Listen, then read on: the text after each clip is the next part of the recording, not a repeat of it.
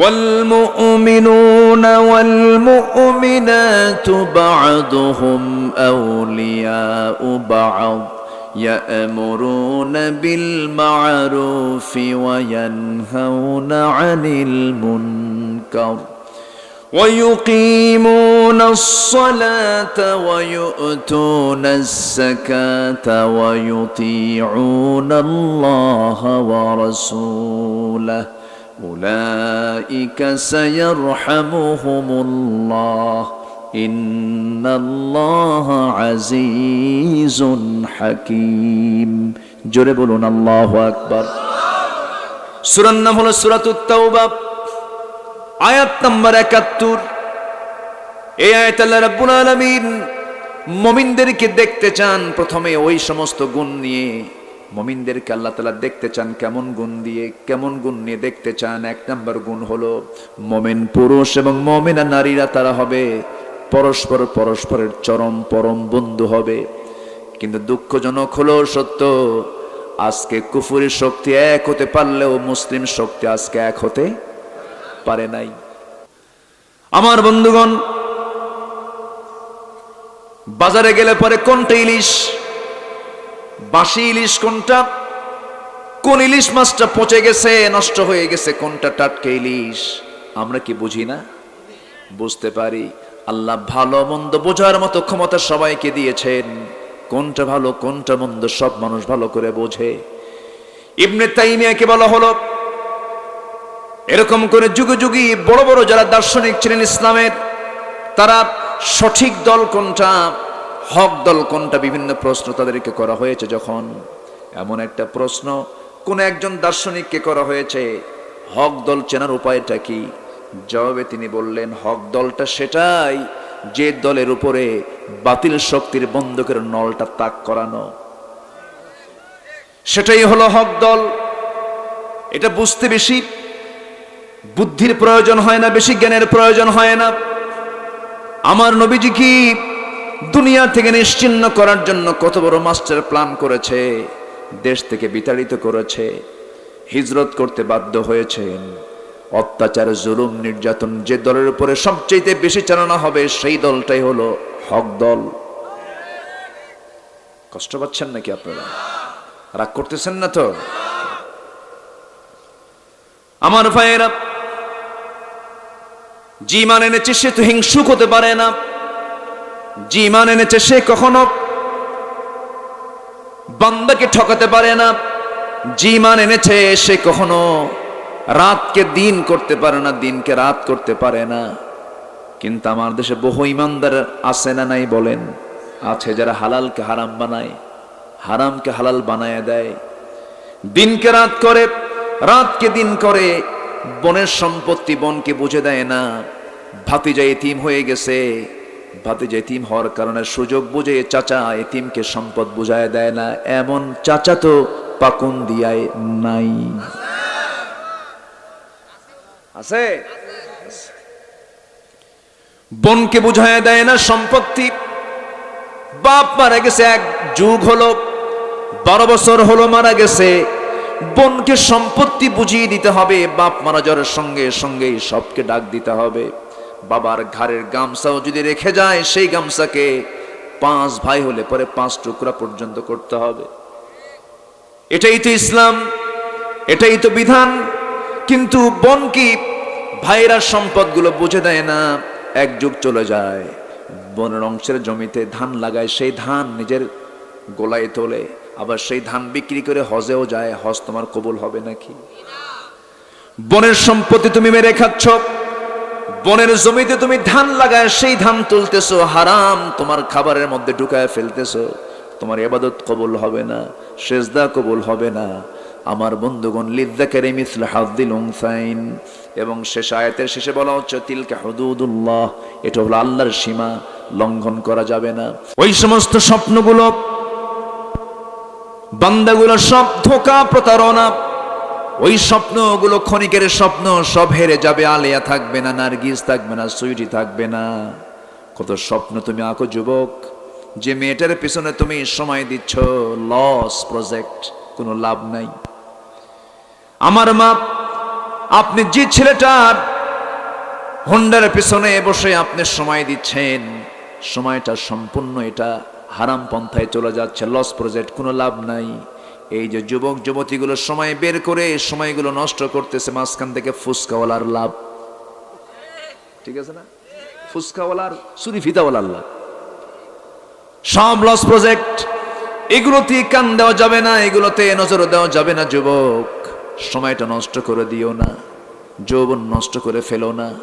সাহাবে কেরামদের ইতিহাসগুলো দেখো, তারা সময়টাকে কত সুন্দর করে কাজে লাগিয়েছেন। মুহাব্বত নবীর সঙ্গে লাগায় দাও, মুহাব্বতটা আমার নবীর সঙ্গে লাগায় দাও। বেশি করে দরুদ পড়ো, ঘুমানোর পূর্বে দরুদ পড়তে পড়তে শুয়ে পড়ো। রসুলকে মুহাব্বত করতে করতে দরুদ পড়তে পড়তে শুয়ে পড়ো। আল্লাহর কসম করে বলি, যে বান্দার নিয়মিত দরুদের আমল থাকবে, অবশ্যই নবী তার সঙ্গে স্বপ্নে সাক্ষাৎ করবে, অবশ্যই সাক্ষাৎ করবে। আমার ভাইরা, একটু মনোযোগ দিয়ে শুনি। আমার নবীজি স্বপ্নের মধ্যে দেখতে পেতেছেন, আমার নবীজি সাইয়েদনা আলীর স্বপ্নের মধ্যে দেখতে পেতেছেন, আমার নবীজি হযরত আলীর দরজার সামনে হাজির। সাইয়েদনা আলী লক্ষ্য করলেন, দরজায় নক করে দরজা খুলে রাসূল তার শিয়রে বসে গেলেন। নবীজি তার পাশে বসে ব্যাগ থেকে, ছোট্ট থলে থেকে 4 আঙ্গুলে একটা খেজুর হাতের মধ্যে তুলে নিয়ে বলছেন, আলী, বহুদিন যাবৎ তোমার সঙ্গে সাক্ষাৎ হয় না, একটু মুখটা ফাঁকা করো। মুখটা ফাঁকা করলেন, মুখের মধ্যে তিনি বিসমিল্লাহ বলে একটা খেজুর উঠায়া দিলেন। স্বপ্নের মধ্যে তিনি খাওয়া শুরু করলেন। হঠাৎ করে তার ঘুম ভেঙে গেল। ঘুম ভেঙে দেখেন তার জিহ্বার ভিতরে তাজা খেজুরের স্বাদ ফুটে উঠেছে। ওযু বানালেন, নামাজে দাঁড়ালেন। নামাজটা শেষ হয়ে গেল, তাহাজ্জুদ পড়লেন। লোভনীয় নামাজ ইমানদারদের জীবনে হলো তাহাজ্জুদ নামাজ। সাধারণ ইমানদারদের জন্য 5 ওয়াক্ত নামাজ হলো ফরজ 5টার সময়। আর ইমানদার যারা, স্পেশাল যারা ইমানদার, তারা তাহাজ্জুদটাকে খুব লোভনীয় মনে করে। কারণ আল্লাহ বলেন, বান্দা, এইটার সময়, তাহাজ্জুদের সময়টা আমি আল্লাহ সপ্তম আসমান থেকে আমি প্রথম আসমানে তোর সঙ্গে সাক্ষাৎ করার জন্য আসি। সাইয়েদনা আলী তাহাজ্জুদ পড়লেন, চোখের পানি ফেলে ফেলে কাঁদলেন। আযান হয়ে গেল, ফজরের নামাজ পড়ার জন্য মসজিদে চলে গেলেন। মসজিদে গিয়ে প্রথম কাতারে জায়গা পেলেন না, দ্বিতীয় কাতারে জায়গা পেলেন না, তৃতীয় কাতারে ঠিক মাঝখান বরাবর নামাজে দাঁড়ায় গেলেন। কিন্তু আজকে আমার দেশে দেখবেন, সভাপতি, সেক্রেটারি মসজিদের সবার পরে আসলো, প্রথম কাতারে যায় নামাজ দখল। আছে না? আস্তে কোন কোন আছে না? নাই? আচ্ছা, এটা উচিত না। এই যে জুমার দিনটা চলে গেল, কোন বান্দা যদি জুমার দিন জুমার নামাজ পড়ার জন্য যদি বাড়ি থেকে বের হয়, যে বান্দা মসজিদের মধ্যে সবার আগে প্রবেশ করবে, আল্লাহ রাব্বুল আলামিন তাকে একটা উট কুরবানির সমান সওয়াব তার আমলনামায় দিয়ে দেন। তাহলে আল্লাহর তালিকায় কে প্রথম? যে প্রথম যাবে তার সওয়াবটা কম না বেশি? এবং তার প্রথম কাতারের অধিকার কমটা না বেশি? আমার ভাইয়েরা, আলীর মতো মানুষ প্রথম কাতারে, দ্বিতীয় কাতারে জায়গা পেলেন না। তৃতীয় কাতারে ঠিক মাঝখান বরাবর বসে বসে নামাজ শেষ করে বসে আছেন। হযরত ওমর ফারুক রাদিয়াল্লাহু আনহু করলেন কি? নামাজ শেষ করলেন, নামাজ তিনি পড়ালেন। যিনি শাসক, তিনি নামাজ পড়বেন না পড়াবেন? পড়ে, এটা ইসলামের নিয়ম।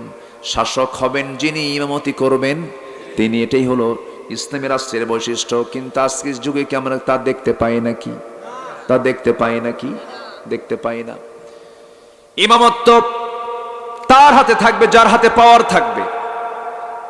যার হাতে পাওয়ার, তার হাতে ইমামত থাকবে। আর আজকে যার হাতে কোনো পাওয়ার নাই, তার হাতে ইমামত।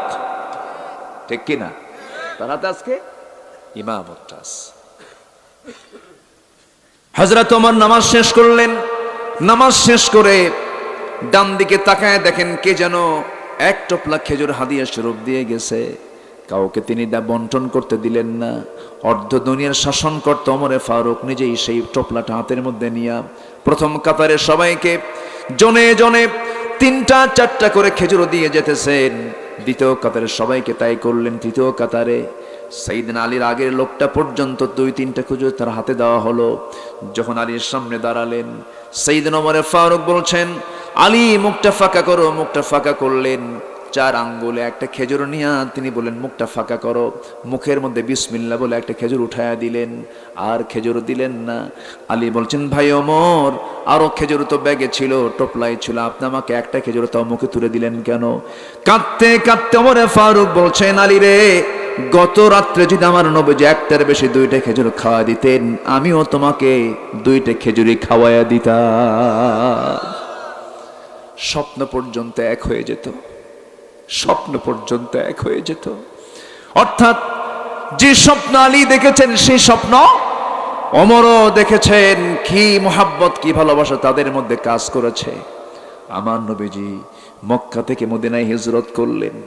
ধনী ধনী সাহাবী, বিলিয়নার মিলিয়নার, কোটি কোটি টাকার বিজনেস করেছেন এমন একজন সাহাবী আব্দুর রহমান ইবনে আউফ নবীজির হিজরতের কথা শুনে সব ব্যবসা ছেড়ে দিলেন। বউটা ইসলাম কবুল করে নাই, তাকেও ছেড়ে দিলেন। সন্তান রেখে, বউ বাচ্চা সবকিছু রেখে দিয়া, ব্যবসা বাণিজ্য রেখে দিয়া নবীর সঙ্গে রওনা দিয়ে মদিনা পর্যন্ত পৌঁছে গেলেন। মদিনায় পৌঁছার পরে আমার নবীর পিছনে ইক্তেদা করে বসে আছেন সামনের দিকে, নিচের দিকে তাকিয়ে তাকিয়ে একাকি কি যেন চিন্তা করে আব্দুর রহমান ইবনে আউফ বসে বসে আছেন। রাসূল তার দিকে তাকায়া নবীজি কান্না থামাতে পারলেন না। বলছেন, আব্দুর রহমান, তোমাকে মক্কায় কত সম্পদওয়ালা দেখেছি, আজকে তোমার মতো ফকির আর কেউ নাই। তুমি গরিব হয়ে গেছো, অসহায় হয়ে গেছো, বউ বাচ্চা কেউ নাই তোমার, তোমার কি কষ্ট হচ্ছে না? আব্দুর রহমান ইবনে আউফ বলছেন, হুজুর, কে বলেছে আমি গরিব হয়েছি? আমার সম্পদ সব হারিয়ে ফেললেও আমি আমার আল্লাহ এবং আল্লাহ রাসূলকে পেয়েছি। জোরে বলি সুবহানাল্লাহ। আমার নবীজি বলছেন, আব্দুর রহমান, তোমার জন্য কিছু করা দরকার। ও আব্দুর রহমান, দেখি তো তোমার জন্য কিছু করা যায় নাকি? একজন আনসার সাহাবীকে দেখলেন, আনসার সাহাবীকে ডাক দিলেন, বলেন, আনসার সাহাবী, এদিকে আসো, আমার আব্দুর রহমানের দিকে একটু খেয়াল রাখবে। আমার আব্দুর রহমান বড় ধনী মানুষ ছিল, হিজরতের কারণে আজকে কিচ্ছু নাই। এই কথা বলা মাত্রই সে আনসার সাহাবী করলেন কি, আব্দুর রহমান ইবনে আউফকে বললেন, ভাই, আমার ঘোড়ার পিঠে চড়ো। ঘোড়ার পিঠে তাকে উঠায় নিলেন। বড় বড় 2টা খেজুর বাগান তাকে দেখানো হলো। খেজুর বাগান দেখায় আনসারের সাহাবী বলছেন, ভাই আব্দুর রহমান, এই বড় বড় 2টা খেজুর বাগান তোমাকে দেখালাম, আল্লাহ তাআলা আমাকে 2টা খেজুর বাগানের মালিক বানিয়ে দিয়েছেন। তোমার যে বাগানটা পছন্দ হবে সেই বাগানটা আমি এই মুহূর্তে আমি তোমার নামে দলিল করে দেব। আব্দুর রহমান ইবনে আউফ বললেন, ভাই আর কি করবে বলো? আনসার বলছে, ভাই, তোমার তো বউ বাচ্চা নাই, তোমার ঘর বাড়িও নাই, কিচ্ছু নাই। এই মুহূর্তে তোমার সঙ্গে মদিনার কোনো মেয়ের বাবা তোমার সঙ্গে বিয়ে দেবে না। এই জন্য তোমাকে খেজুর বাগানের সাথে আমার 2টা বউ আল্লাহ তাআলা দান করেছেন। যে কোনো একটা বউকে তালাক দেব, তুমি তাকে বিয়ে করে নিবা। জোরে বলুন সুবহানাল্লাহ। আব্দুর রহমান ইবনে আউফ বললেন, ভাই, আমার খেজুর বাগানও লাগবে না, তোমার বউ তালাক দেওয়া লাগবে না, আমাকে ছোট্ট একটা বাজার দেখিয়ে দাও। সামান্য বিজনেস করার জন্য সামান্য একটা সাহায্য সহযোগিতা তুমি আমার জন্য করো। খেজুর বাগান বাদ দিয়া এবার তার জন্য ছোট্ট একটা বাজারে ব্যবসার বাণিজ্যের একটা ব্যবস্থা করে দেওয়া হলো। এমন ব্যবসায় বরকত পেলেন, কয়েক রাতে সোনা কামাই হলো, বিয়ে শাদী করলেন। নবীর কাছে 3-4 দিন পরে গিয়ে নবীর সামনে গিয়ে আসতে চট করে বসে আছেন, মাথা নিচু করে বসে আছেন।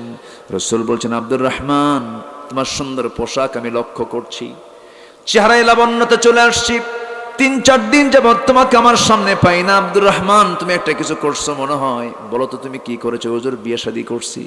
রাসূল বলেন, বিয়ে শাদী করছো, টাকা পয়সা পাইছো কোথায়? হুজুর, ব্যবসা করেছিলাম, কয়েক রাতে সোনা কামাই করেছি, ওই টাকা পয়সা খরচ করে আমি বিয়ে শাদী করেছি। রাসূল বলেন, বিয়ে করলে আমার এতে দাওয়াত দিলা না? হুজুর, মনেই ছিল না। কি ছিল না? সহি বলো না, মনেই ছিল না। আমার নবীজি রাগ করলেন না। রাসূল বলেন, বিয়ে তো জরুরি, বিয়ে তো করে নিয়েছো, ভালো কথা, কিন্তু টাকা পয়সা পাইছো কোথায়? হুজুর, ব্যবসা করে টাকা পয়সা কামাই করেছে, এরপরে বিয়ে করেছি। আমার নবীজি এত বড় খুশি হলেন। শুধু আব্দুর রহমানের জন্য নয়, রাসূল দোয়া করছেন, আল্লাহ আমার আব্দুর রহমানের পরিবারের প্রতি তোমার খাস রহমত নাজিল করো, পরিবারের মালে বরকত দিয়ে দাও। এমন সুন্দর করে দোয়া করলেন। সেই দিন থেকে নিয়ে আব্দুর রহমান এমনকি তিনি যদি কোনো ছায়ের মধ্যে হাত দিতেন সোনা হয়ে যেত, এত বরকত পেলেন। মুতার যুদ্ধের সময় তিনি 3 বস্তা সোনা জিহাদের ময়দানে তিনি দান করেছেন। আল্লাহু আকবার বলেন। আমার ভাইয়েরা, তাহলে তাদের ভ্রাতৃত্ব, তাদের যে মোহাব্বত, তাদের যে ভালোবাসা পরস্পর ছিল, সেই মোহাব্বত ভালোবাসার উপর ভিত্তি করে এই দিনটা বিজয়ী হয়েছে। আল্লাহ বলছেন, বান্দারে মুমিন তো হয়েছো, 1 নম্বর গুণ তোমার অর্জন করবে, সেটা হলো ভ্রাতৃত্বের বন্ধন তৈরি করতে হবে, মোহাব্বত তৈরি করতে হবে। বিপদে মুসিবতে একজন আরেকজনের পাশে দাঁড়াতে হবে। এমন গুণ যদি অর্জন না করতে পারো, প্রকৃত মুমিন কখনো হতে পারবে। এই গুণ যখন অর্জন হয়ে যাবে, তোমার 4টা কাজ, বিরক্ত হচ্ছেন না তো? 4টা কাজ তোমরা করবা। নাম্বার 1 হলো ইয়ামুরুনা বিল মা'রুফি ওয়া ইয়ানহাউনা আনিল মুনকার। নাম্বার 1 হলো সৎ কাজের আদেশ দিবি, অসৎ কাজের বাধা প্রদান করবে। সৎ কাজের অর্ডার দেবে, অসৎ কাজের বাধা প্রদান করবে। এমন একটা কাজ তোমাকে করতে হবে, যে ইমানদার সৎ কাজের আদেশ দেয় না, অসৎ কাজের বাধা প্রদান করে না, তার ঈমান এখনো ভালো করে আনা হয় নাই। আল্লাহ রাব্বুল আলামিন এই ব্যাপারে আরেক জায়গায় বলছেন, ওয়ালতাকুম মিনকুম উম্মাতুন ইয়াদউনা ইলাল খায়র ওয়া ইয়ামুরুনা বিল মা'রুফি ওয়া ইয়ানহাউনা আনিল মুনকার কুনতুম খায়রা উম্মাতিন উখরিজাত লিন-নাসি তা'মুরুনা বিল মা'রুফি ওয়া তানহাউনা আনিল মুনকার ওয়া তু'মিনুনা বিল্লাহ। জোরে বলুন আল্লাহু আকবার। তোমরা শ্রেষ্ঠ জাতি, মানুষের কল্যাণের জন্য তোমাদেরকে পাঠানো হয়েছে। তোমরা কি করবে? সৎ কাজের আদেশ দেবে, অসৎ কাজের বাধা প্রদান করবে এবং ঈমান আনবে কার উপরে? আল্লাহর উপরে। আল্লাহ তাআলা সৎ কাজের আদেশের কথা আগে বলেছেন এই আয়াতে, অসৎ কাজের বাধা দিতে বলেছেন। কিন্তু দুঃখজনক হলো সত্য, আজকে আমার দেশে এমন বহু দোকানদার আছে, নামের আগে আলহাজ লাগানো আছে, কিন্তু বিশাল বড় ইয়াবার ব্যবসা করে। আছে না নাই? মদের দোকান আছে, আছে না নাই? আবার মদের ফ্যাক্টরি উদ্বোধন হবে, হুজুরকে দাওয়াত দেয়, এমন হুজুরও কিন্তু আছে। চলে যায়, দোয়া করতেছে, আল্লাহ মদের ফ্যাক্টরিতে বরকত দাও। যেরকম নাউজুবিল্লাহ। সিনেমা উদ্বোধন হবে, হুজুরকে দাওয়াত দেবেন, হুজুর দোয়া করেন, আল্লাহ তুমি সিনেমায় ব্যবসা জমজমাট করে দাও। এরকম হুজুর আছে না নাই? একদম জান্নাতে পাঠায় দেয় মানুষকে। আছে না? আকলমন্দ ইশারা বাসাত। সচেতন ব্যক্তির জন্য ইঙ্গিতই যথেষ্ট, একটু বুঝে নেন। আমার ভাইয়েরা, ঈমান এনেছি আমরা। ঈমান আনতে গেলে ভ্রাতৃত্বের বন্ধনে আবদ্ধ হতে হবে, সৎ কাজের আদেশ দিতে হবে, অসৎ কাজের বাধা দিতে হবে। চুরি করব না, কাউকে চুরি করতে দেব না। একটা প্রশ্ন আমি করতে চাই, আমার দেশে মানুষ বেশি না চোর বেশি? ভালো করে কন, মানুষ বেশি না চোর বেশি?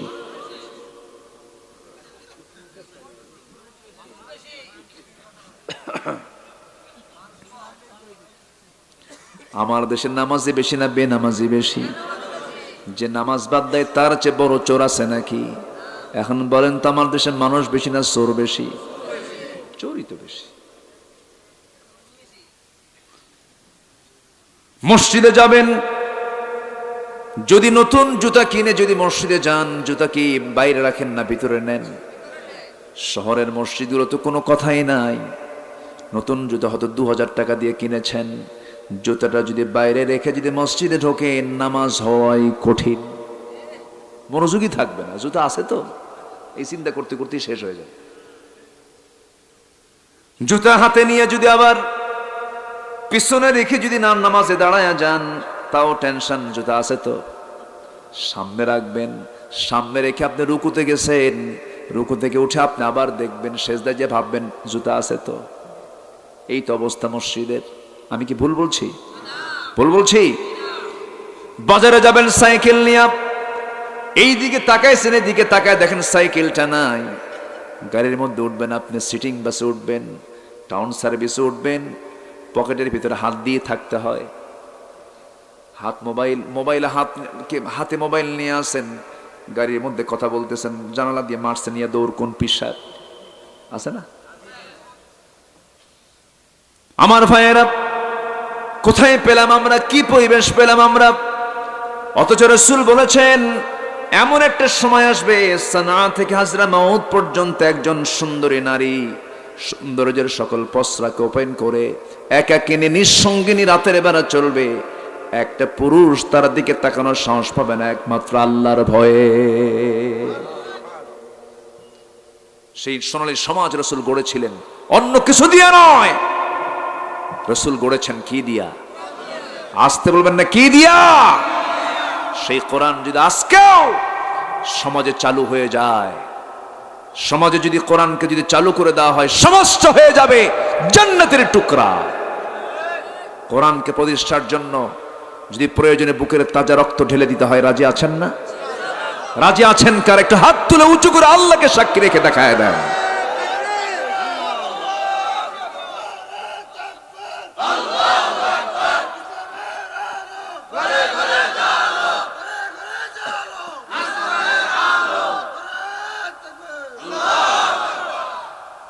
সম্মানিত ভাইয়েরা, তাহলে এক নম্বর কাজ সৎ কাজে আদেশ দেওয়া, অসৎ কাজের নিষেধ না, বাধা দেওয়া।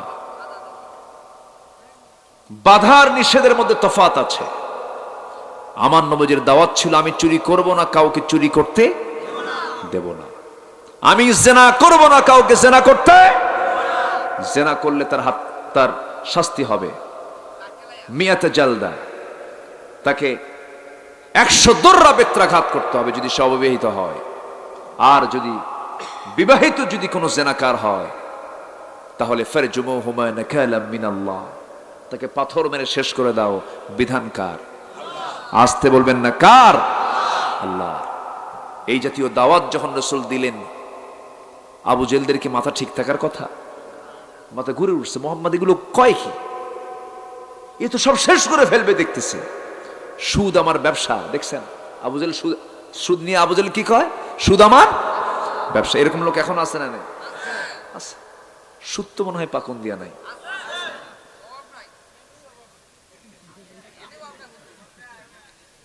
খুব সাদা মাঠা মানুষ না? আমি দোয়া করব, আরো চালাবো ইনশাআল্লাহ। জোরে বলে ইনশাআল্লাহ। আমি লক্ষ্য করেছি 2-1 ভাই উঠে গেছেন, আর নতুন করে কেউ উঠবেন না। উঠলে ধরে ফেলবেন, আরেকজন বসায় দিবেন।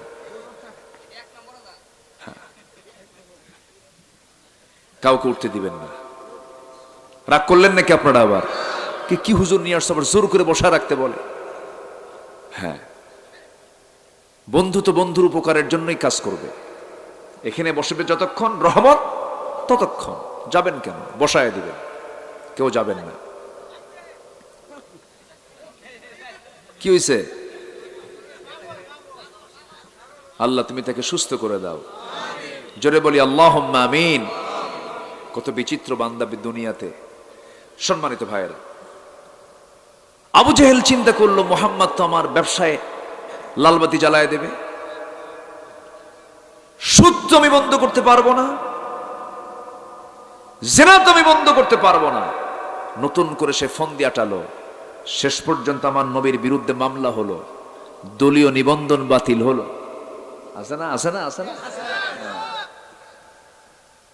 রাসূলকে রাষ্ট্রদ্রোহিতার মামলায় জেল পর্যন্ত খাটানো হলো। রাসূল 3.5 বছর শিব আবু তালিবে সময় পার করলেন। খাওয়া নাই, পানিও নাই। সাহাবীদের পায়খানাগুলো ছাগলের পায়খানার মতো কটকটা হয়ে গেছে। বাবলা গাছের কাঁটাযুক্ত ছাল টেনে ছিঁড়ে মুখের মধ্যে দিতে নিয়ে রস নিয়ে কিছু ক্ষুধা নিবারণ করবেন। বাবলা গাছের কাঁটা যখন মুখের মধ্যে ঢুকাইয়েছেন, কাঁটা ঢুকে ফিঙ্কি দিয়ে ঠোঁট দিয়ে রক্ত বের হয়ে গেছে। কি কষ্ট, নিদারুণ যন্ত্রণা। পাহাড়ের পাদদেশে ওই পাথরের উপরে মাঝে মাঝে কিছু ঘাস জন্মাতো, সামান্য হালকা বৃষ্টিতে সেই ঘাসগুলো চাবায়া চাবায়া সাহাবায়ে কেরাম ক্ষুধা নিবারণ করেছেন। এত কষ্ট, ত্যাগ, নির্যাতন, নিপীড়ন সহ্য করেছেন একটাই কারণ, সেটা হলো কোনো অন্যায় করব না, অন্যায় করতে দেব না। শেষ পর্যন্ত রসুলকে তারা থাকতেই দিল না। মক্কার মানুষ রসুলকে দুনিয়া থেকে বিদায়ের শেষ চেষ্টা পর্যন্ত করতে থাকলো। সাইয়েদনা আবু বকরকে একদিন ধরেই ফেললো তারা, একদম হারামের ঠিক সামনে। সাইয়েদনা আবু বকর সেজদা দিচ্ছেন, এমন সময় পিছন থেকে উতবা, শাইবা, মুগিরা, ওয়ালিদ, কাট্টা কাট্টা কাফেররা চতুর্দিক থেকে ঘেরাও করে ফেললো। চিৎ করে সয়া দিয়া নাকের উপরে খড়ম জুতা, কাঠের খড়ম জুতা পায়ে চাপায় দিয়া নাক বোচা করে দিল। ফিঙ্কি দিয়ে রক্ত পড়া শুরু হলো। আবু বকরের পাশে কেউ নাই, তারা মেরে রক্তাক্ত করে ফেলে দিয়ে চলে গেছে। ভেবেছে আবু বকর মনে হয় মারা গেছে। কিছুক্ষণ পর তার সেন্স ফেরিয়ে তিনি ভাবছেন, আমার রাসূল কেমন আছেন? আল্লাহু আকবার, আমার রাসূল কেমন আছেন? এই চিন্তা করতে করতে রক্তাক্ত নাক নিয়া নবীর দরজায় এসে ডাকতেছেন, হুজুর দরজা খুলেন। সাত সকালে দরজায় নক দিয়ে যখন রাসূলকে ডাকানো হচ্ছে, রাসূল দরজা খুলেই দেখেন রক্তাক্ত চেহারা আবু বকরের। আমার নবীজি বলছেন, আবু বকর এমন সিচুয়েশন কেন হলো, কিভাবে হলো আমাকে জানা হুজুর। সেজদা দিতে গিয়েছি আমি, কাফের মুশরিকরা আমাকে মেরে ফেলার নিয়তে আমাকে এমন রক্তাক্ত করে দিয়েছে। হুঁশ ফিরেই আমি চিন্তা করলাম আপনি কেমন আছেন, আপনাকে দেখতে আসছি। আমার রাসূল বলছেন, আবু বকর খবর কি বলো হুজুর? মক্কার হাওয়া ভালো না, চোরা গুপ্ত হামলা শুরু হয়ে গেছে, আপনাকে মেরেও ফেলতে পারে হুজুর। চলুন আমরা মক্কার বাইরের সাইডে চলে যাই। আমার রাসূল বলছেন, আবু বকর চলো, তোমার তো অবস্থা খারাপ, তুমি সহ আমি দুইজন মিলে আমরা একটু বাইরে যাই। মক্কার আউটসাইড মরু অঞ্চল এলাকায় রাসূল চলে গেলেন তাকে সঙ্গে করে নিয়ে। রক্ত পড়া বন্ধ হয় না। নবীজি বলছেন, আবু বকর তুমি তো মরে যাবে, রক্ত পড়া বন্ধ না হলে কি করা যায়? আমার নবীজি মেষের পাল খুঁজলেন, উটের পাল খুঁজলেন, পাচ্ছেন না। একটা ছোট্ট ছাগল পাল পেলেন। ছাগলওয়ালাকে ডাক দিয়ে বলছেন, রাখাল একটা সাগি দেবে নাকি? কি করবেন? দুধ দহন করব আমি, দুধ দহন করব আমি, আমাকে দাও একটা সাগি। রাখাল বলছে, না না দেওয়া যাবে না, কারণ ছাগলগুলো তো আমার নয়, আমি হলাম এটার রক্ষক। আমি যদি কেয়ারটেকার, যদি আমি এটাকে আপনার হাতে তুলে দেই, আমার মালিকের সঙ্গে আমার আমানতের খেয়ানত হয়ে যাবে। আমার নবীজি মুস্কি মুস্কি হাসি মারেন, হারে একজন সাধারণ রাখাল, ইমান নাই কিন্তু ইমানের গুণ আছে। আর আজকের মুসলমানদের ইমান আছে কিন্তু ইমানের গুণ নাই। নবীজির কথাটা পছন্দ হলো। রাসূল বলছে, নো রাখাল, আমি তোমার কাছে এখন এমন একটা সাগি দাবি করব যে সাগিটার ওলনে কখনো দুধ আসে নাই, পেটে কখনো বাচ্চা আসে নাই, ছোট্ট একটা সাগি তুমি আমাকে দাও। রাখাল মুস্কি মুস্কি হাসি মেরে মনে মনে চিন্তা করতেছে, ছোট্ট সাগি দিয়ে এই লোকটা কি করবে, দেখি একটু দিয়ে দেখি। সে তো জানে না লোকটাকে। আমার নবীর হাতে যখন ছোট্ট সাগি দেওয়া হলো, কোলের মধ্যে নিলেন। সাগিটার পিছনের দুই পার ঠিক মাঝখান বরাবর, ওলান বরাবর আমার নবীজি দুটা বরকতি হাত রাখলেন। গোটা ওলানটা দুধে টান টান হয়ে গেছে, ভরপুর হয়ে গেছে। রাসূল বলেন, রাখাল একটা বাটি নিয়ে আসো। বাটি নিয়ে আসা হলো। আমার নবীজি দুধ দহন করতে করতে করতে করতে বাটিটা দুধ পূর্ণ করে ফেললেন। বাটিটা হাতের মধ্যে নিয়ে রাসূল মুস্কি হাসি মেরে বলছেন, আবু বকর রক্তাক্ত হয়েছে, এখন বরকতের দুধ খাও, বরকতের দুধ পান করো। সাইয়েদনা আবু বকর রাদিয়াল্লাহু তাআলা আনহু দুধের বাটি হাতে নিয়ে বিসমিল্লাহ বলে সেবন করা শুরু করলেন। দুধ পান করছেন। পান করতে করতে করতে করতে গোটা পেটের চামড়া টাইট হয়ে গেছে, এত রুচি তিনি পাচ্ছিলেন। খাওয়ার পরে রাসূল বলছেন, আবু বকর কেমন দুধ পান করলে? হুজুর জীবনে এত দুধ খাই নাই, কিন্তু হুজুর এত দুধ পান করলাম, পেটটাও ভরলো, কিন্তু বাটির দুধ তো ফোরে না। সুবহানাল্লাহ বলবেন না? ইন্নাল্লাহা ইয়ারযুকু মান ইয়াশাউ বিগাইরি হিসাব। রাসূল বললেন, আবু বকর দুধ কখনো ফোরাবে না, তুমি এখন রাখালকে দিয়ে দাও। রাখালকে দেওয়া হলো। রাখাল উটের সেই দুধের বাটিটা হাতের মধ্যে নিয়ে যখন খেতে শুরু করবে, রাসূল বিসমিল্লাহ বলে দিলেন। পেটের চামড়া টাইট হয়ে গেল, দুধ পান করতে করতে দুধ বাটি থেকে ফোরে না। রাসূল বললেন, শোনো আবু বকর, এই জায়গায় যদি আরো কিছু আল্লাহর গোলাম এখানে থাকতো, তারও দুধে মুখ দিলে পরে দুধ ফুটতো না, যতক্ষণ না বাটিতে আমার মুখের স্পর্শ না লাগবে। দাও বাটি আমার হাতে দিয়ে দাও। আমার নবীজি বাটিটা হাতের মধ্যে নিলেন। রাসূল আগে খেতেন না খাওয়াতেন? আসতে বলবেন না, খেতেন না খাওয়াতেন? নবীজির সুন্নাত আমরা এটা ফলো করবো, জোরে বলি ইনশাআল্লাহ। রাসূল আগে খেতেন না খাওয়াতেন। একজন আদর্শ নেতার গুণ হবে আগে খাওয়া না খাওয়ানো, আগে নিজে খাওয়ানো, অপরকে খাওয়ানো। আমার দেশের আজকে অধিকাংশ নেতাগুলো আগে খায় না খাওয়ায়। ভালো করে খন, খায় না খাওয়ায়। আমার নবীজি শুধু সবাইকে খাওয়াতেন না, এমনকি বাড়ির বউ পর্যন্ত, স্ত্রী পর্যন্ত।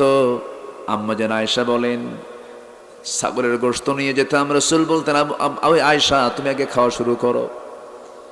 দুধ নিয়ে যেতাম, গ্লাসটা নিয়ে বলতাম হুজুর দুধটা পান করেন। ঠেলে দিয়ে বলতেন আয়েশা তুমি আগে খাও, তুমি আগে পান করবা, কিছু আমার জন্য রেখে দিবা। আমার রাসূল দেখতেন আয়েশা কোন দিক দিয়ে ঠোঁট লাগায়া খায়। আমি আয়েশা যে দিক দিয়ে ঠোঁট লাগায় লাগায় পান করতাম, আমার নবীজি ঘাড়টা একটু নিচু করে দেখতেন, মার্কিং করতেন আমি আয়েশা কোন জায়গায় আমার ঠোঁটটা লাগিয়ে দিয়েছি। গ্লাসটা হাতের মধ্যে নিয়ে রাসূল সেই দিকে ঠোঁট লাগাতেন যেই দিকে আমি আয়েশা ঠোঁট লাগাতাম। জোরে বলি সুবহানাল্লাহ। মোহাব্বতটা আজকে যেখানে থাকার কথা ছিল স্বামী স্ত্রীর মধ্যে, সেই মোহাব্বতটা আজকে ঘরে ঘরে নেই, সেই মোহাব্বত চলে গেছে বটতলা গাছতলা। আমার নবীজি ঘরের বউটাকে পর্যন্ত আগে খাওয়ার জন্য বলতেন তুমি আগে খাও, এরপর আমি আগে খাবো। আমি আগে খাবো না, তুমি আগে খাবে। বউটাকে আগে খাওয়ায় দিতেন। বউকে আগে খাওয়ানো সুন্নাত, আলহামদুলিল্লাহ। অন্যের বউ না, কিন্তু নিজের বউ, এটা যেন মনে থাকে আবার। হ্যাঁ, আর যার বউ নাই দেখছেন, প্রশ্ন করছে আজকে শ্রোতাও পাইছি, জুত মতো শ্রোতা পাইছি, সব ঠোঁট কাটা, আলহামদুলিল্লাহ। আমার নবীজি বউটাকে পর্যন্ত আগে খাওয়াতেন, কারণ তিনি জানতেন আমার বউ যদি আমাকে ভালো বলে আল্লাহ আমাকে ভালো বলবেন। আল্লাহু আকবার বলবেন না? যার স্বামী বলবে আমার বউ ভালো, সেই বান্দি আল্লাহর কাছে ভালো। আর যে স্ত্রী বলবে আমার স্বামী ভালো, সেই বান্দা হলেন আল্লাহর কাছে ভালো। আমরা নিজেদের কাছে ভালো হব, জোরে বলি ইনশাআল্লাহ। বুজুর্গ বুজুর্গর ভাব, কিন্তু আপনি কত বড় বুজুর্গ বউ ভালো করে জানে, ঠিক কিনা? আপনি বুজুর্গ না লুচ্চা, এটা বউ ভালো জানে। এই জন্য সবার আগে নিজের স্ত্রীর কাছে, সবার আগে নিজের স্বামীর কাছে ভালো হতে হবে, ঠিক কিনা? রাসূল সম্পত্তির ব্যাপারে আজকে আমাদের পক্ষে কথা বলেছেন ভালো, আবার বলতেছেন বউকে আগে খাওয়ানোর সুন্নত, এটাও ভালো। কিন্তু হুজুর কি কব, দুই যুগ ধরে এই সংসারে জীবন যাপন করলাম, সারা জীবন ইলিশ মাছ আনছে, ইলিশ মাছ কুটলাম, কিন্তু কাল্লা জোটে নাই। আছে না? আসতে বলবেন না, আছে না নাই? মাছের কাল্লা কে খায়? বউ খায় না স্বামী খায়? হ্যাঁ, মাঝে মাঝে দিয়েন, এটা ভাগ করে দিবেন। আলহামদুলিল্লাহ বলবেন, আলহামদুলিল্লাহ বলবেন না? রাসূল সব শিখিয়েছেন, সব শিখিয়েছেন। রাসূল নিজে আগে সালাম দিয়েছেন বউকে। আম্মা জান আয়েশা বলেন আমি রাসূলকে কখনো আগে সহজে সালাম দিতে পারতাম না, কোন সাহাবীও সহজে পারতেন না। রাসূল চট করে সালাম দিতেন। আর অনেকে সালামের মোশন নিয়ে থাকে, আমার সালাম দিক, আছে না নাই? আচ্ছা, এক সাহাবী টেকনিক করলেন, রাসূলকে আজকে যেমন করে হোক আগে সালাম দেব। মোটা বৃক্ষের আড়ালে দাঁড়ায় গেছেন, রাসূল হেঁটে হেঁটে আসতেছেন, চট করে বের হয়ে দিয়েছেন সালাম। রাসূল উত্তর নিয়ে বলতেছে এইরকম টেকনিক করে আগে সালাম দিলে সওয়াব পাবা না। জোরে বলি সুবহানাল্লাহ। হয়ে গেছে। আবু বকর চলো নিজ নিজ ঘরের দিকে চলে যাই। পরিবেশ মনে হয় ঠান্ডা হয়ে গেছে। রাখালের চোখে পানি, রাখাল কাঁদে। রাসূল বলেন রাখাল তুমি কান্না করছো কেন? কি তোমার দুঃখ, কি তোমার কষ্ট বলো? রাখাল বলছে আমাকে একটু নিয়ে যান আপনার সাথে। রাসূল বলছেন কেন? তুমি কিছুক্ষণ আগে তো একটা ওয়াজ করছো, তোমার আমানতের খেয়ানত হয়ে যাবে। রাখালগুলো, এই ছাগলগুলো দেখবে কে? তাও তো কথা। রাসূল বললেন তুমি থেকে যাও। রাখাল বলতেছি থাকবো, কিন্তু একটা দাবি আপনার কাছে রয়ে গেছে। আমার কি দাবি? আপনি যখন ছোট্ট ছাগিটা আপনি ওলানে কোলের মধ্যে নিয়ে যখন ওলানে হাত দিলেন, দুধ পূর্ণ হয়ে গেল ওলান। সুন্দর করে দহন করলেন, বাটি পূর্ণ দুধ হয়ে গেল। কি যেন পড়লেন আপনি, সেই দোয়াটা আপনি না শেখায় দেওয়া পর্যন্ত আমি আপনাকে যেতে দেব না। রাসূল বললেন, তুমি যদি সেই দোয়া 1000 বার পড়ো কোনো কাজ হবে না, কারণ তুমি এই দোয়াটা কেন পড়বে বলো তো? হুজুর মাঝে মাঝে আমি দোয়াটা পরে ফু দেব, দুধ খাবো। রাসূল বলেন, কাম হবে না কেন? তোমার মধ্যে শিরকিয়াতের গন্ধ, শিরকিয়াতের পচা দুর্গন্ধ নিয়ে 1000 বার দোয়া পড়লে কোনো কাজ হবে না। এবার রাখাল কাঁদতে কাঁদতে বলছেন, শুনেছ অনেক নাম মক্কার মাটিতে আব্দুল্লাহর পুত্র মুহাম্মদ আল্লাহর নবী আছেন, আপনার চেহারা আপনার কথা প্রমাণ করে আপনি সেই ব্যক্তি হবেন। রাসূলকে চিন্তার দেরি হলো না। রাসূল বলছেন, রাখাল তুমিও বুঝতে ভুল করো নাই, আমি আল্লাহর পয়গম্বর মুহাম্মদ সাল্লাল্লাহু আলাইহি ওয়াসাল্লাম। সঙ্গে সঙ্গে রাখালটা হাত বাড়ায়া দিয়েছে। রাসূল তার হাতটা হাতের মধ্যে নিয়ে বলছেন, আশহাদু আল্লা ইলাহা ইল্লাল্লাহু ওয়াহদাহু লা শারীকা লাহু ওয়া আশহাদু আন্না মুহাম্মাদান আবদুহু ওয়া রাসূলুহু। হেদায়েতের মালিক কে? আসতে বলবেন না, হেদায়েতের মালিক কে? আল্লাহ তাআলা। হেদায়েত আল্লাহ দিয়ে দেন। উতবা, শাইবা, মুগিরা, ওয়ালিদ কাট্টা কাট্টা কাফের মেরে আবু বকরকে রক্তাক্ত করে দিল। আর এই দিকে একটা রাখাল কালেমা পড়ে মুসলমান হয়ে গেছে। সেই রাখাল সাধারণ কোন রাখাল নন, তিনি হচ্ছেন আব্দুল্লাহ ইবনে মাসউদ রাদিয়াল্লাহু তাআলা আনহু। আল্লাহু আকবার। মাঝে মাঝে তিনি কোরআন তেলাওয়াত করতেন। একদিন রাসূল বলছেন, এই তেলাওয়াতটা কার তেলাওয়াত? হুজুর আব্দুল্লাহর তেলাওয়াত। রাসূল বলছেন, মাঝে মাঝে আমার কাছে মনে হয় এই তেলাওয়াতটা এমন সুন্দর করে জিবরিল আমিন ওহী নাজিল করেন। আল্লাহু আকবার বলেন। আমার বন্ধুগণ, আপনি যখন সৎ কাজের আদেশ দিবেন, অসৎ কাজের বাধা প্রদান করবেন, নবীর মতোই আপনাকে অনেক আঘাত সহ্য করতে হবে, নির্যাতন নিপীড়ন সহ্য করতে হবে। রাসূলের দাওয়াতে ছিল বাধা, দাওয়াতে ছিল কি? বাধা ছিল।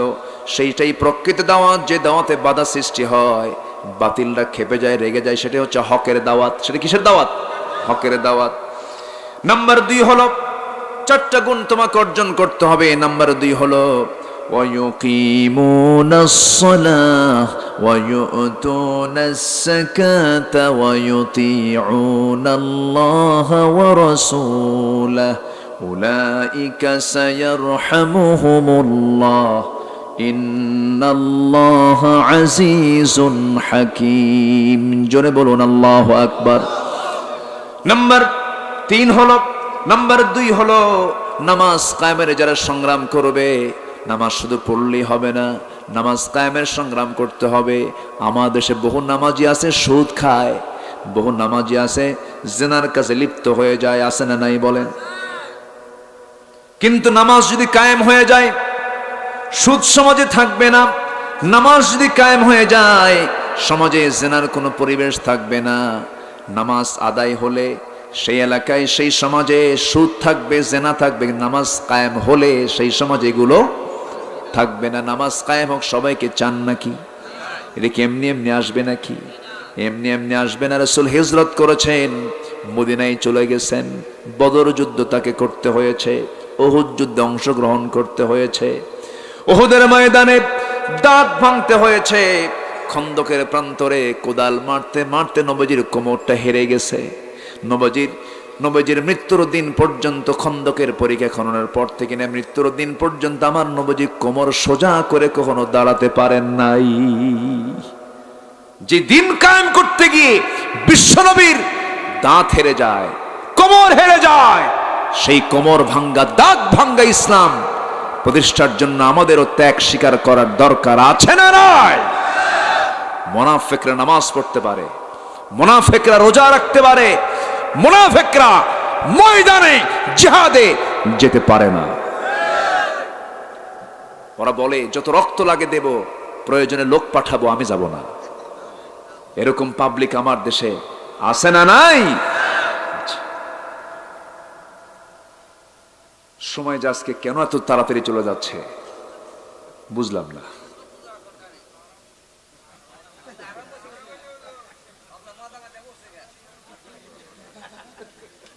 খুব সুন্দর।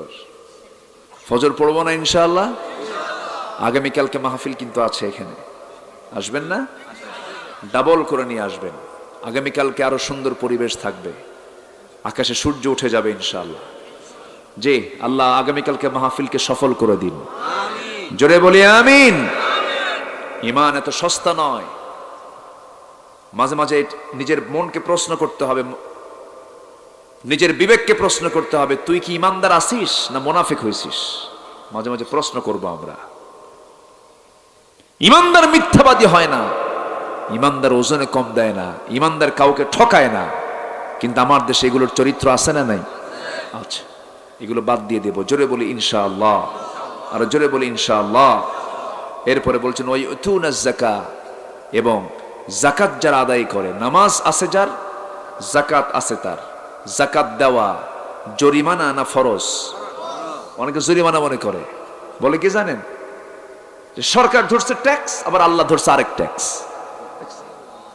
বলে, কিন্তু এরকম হর হামেশা বলে ফেলে। যাকাত দিতে হবে, এটা কার অর্ডার? আসতে বলবেন না, কার অর্ডার? যাকাত হচ্ছে থার্ড পিলার অফ ইসলাম, ইসলামের 3 নম্বর পিলার। কালেমা, সালাত, যাকাত, হজ, সম। সমটা চলে গেছে 5 নম্বরে। আর আমার দেশে এটা সিলসিলা অনুযায়ী বাংলায় কয় কালেমা, নামাজ, রোজা, হজ, যাকাত নিয়ে গেছে কয় নম্বরে? পিলার কয় নম্বর নিয়ে গেছে? কয় নম্বর ঠেলে? ইঞ্জিনিয়ারিং প্ল্যান কি ঠিক আছে? ঠিক নাই। থাকতে হবে কোন পিলার কোন জায়গায়, তা নিয়ে গেছে কোথায়? টাকা পয়সার ব্যাপার তো, ওটা 5 নম্বরে রাখছে, 4টা করো, ওটা না দিলেও চলবে। জোরে কোন নাউজুবিল্লাহ। সম্মানিত ভাইয়েরা, নাম্বার 4 হলো ওয়ায়ুতিউনা আল্লাহ ওয়া রাসূলাহ। নাম্বার 4 হলো জীবনের সকল জায়গায় আল্লাহ এবং রাসূলের আনুগত্য করা। এক জায়গায় না সব জায়গায়, এক জায়গায় না সব জায়গায়। এটা গুরুত্বপূর্ণ একটা হুকুম। কি ঈমান এনেছিলেন সাহাবায়ে কেরাম, কি ঈমান এনেছেন যুগে যুগে নবীর যারা অনুসারী ছিলেন। একজন মহিলার কথা আমার সর্বশেষ মনে পড়ছে। আল্লাহ তাআলা তার নামটা কোরআনে উল্লেখ করেননি, কিন্তু তার পরিচয় দিয়েছেন ইমরাআত ফিরাউন বলে। ফেরাউনের বউ ছিল একজন, নাম কি? কি নাম? কার বউ? কার ঘরে ছিলেন? ঈমান আছে না নাই? আর আজকে বহু মুসলমানের ঘরে মহিলা আছে, ঈমান নাই। আর ফেরাউনের ঘরে থেকে কি আছে? ঈমান আছে। ঈমানদারের চরিত্র হবে হলো বাইম মাছের মতো। বাইম মাছ চিনেন তো? বাইম মাছের যেটা ছোট, ওটাকে কি বলে?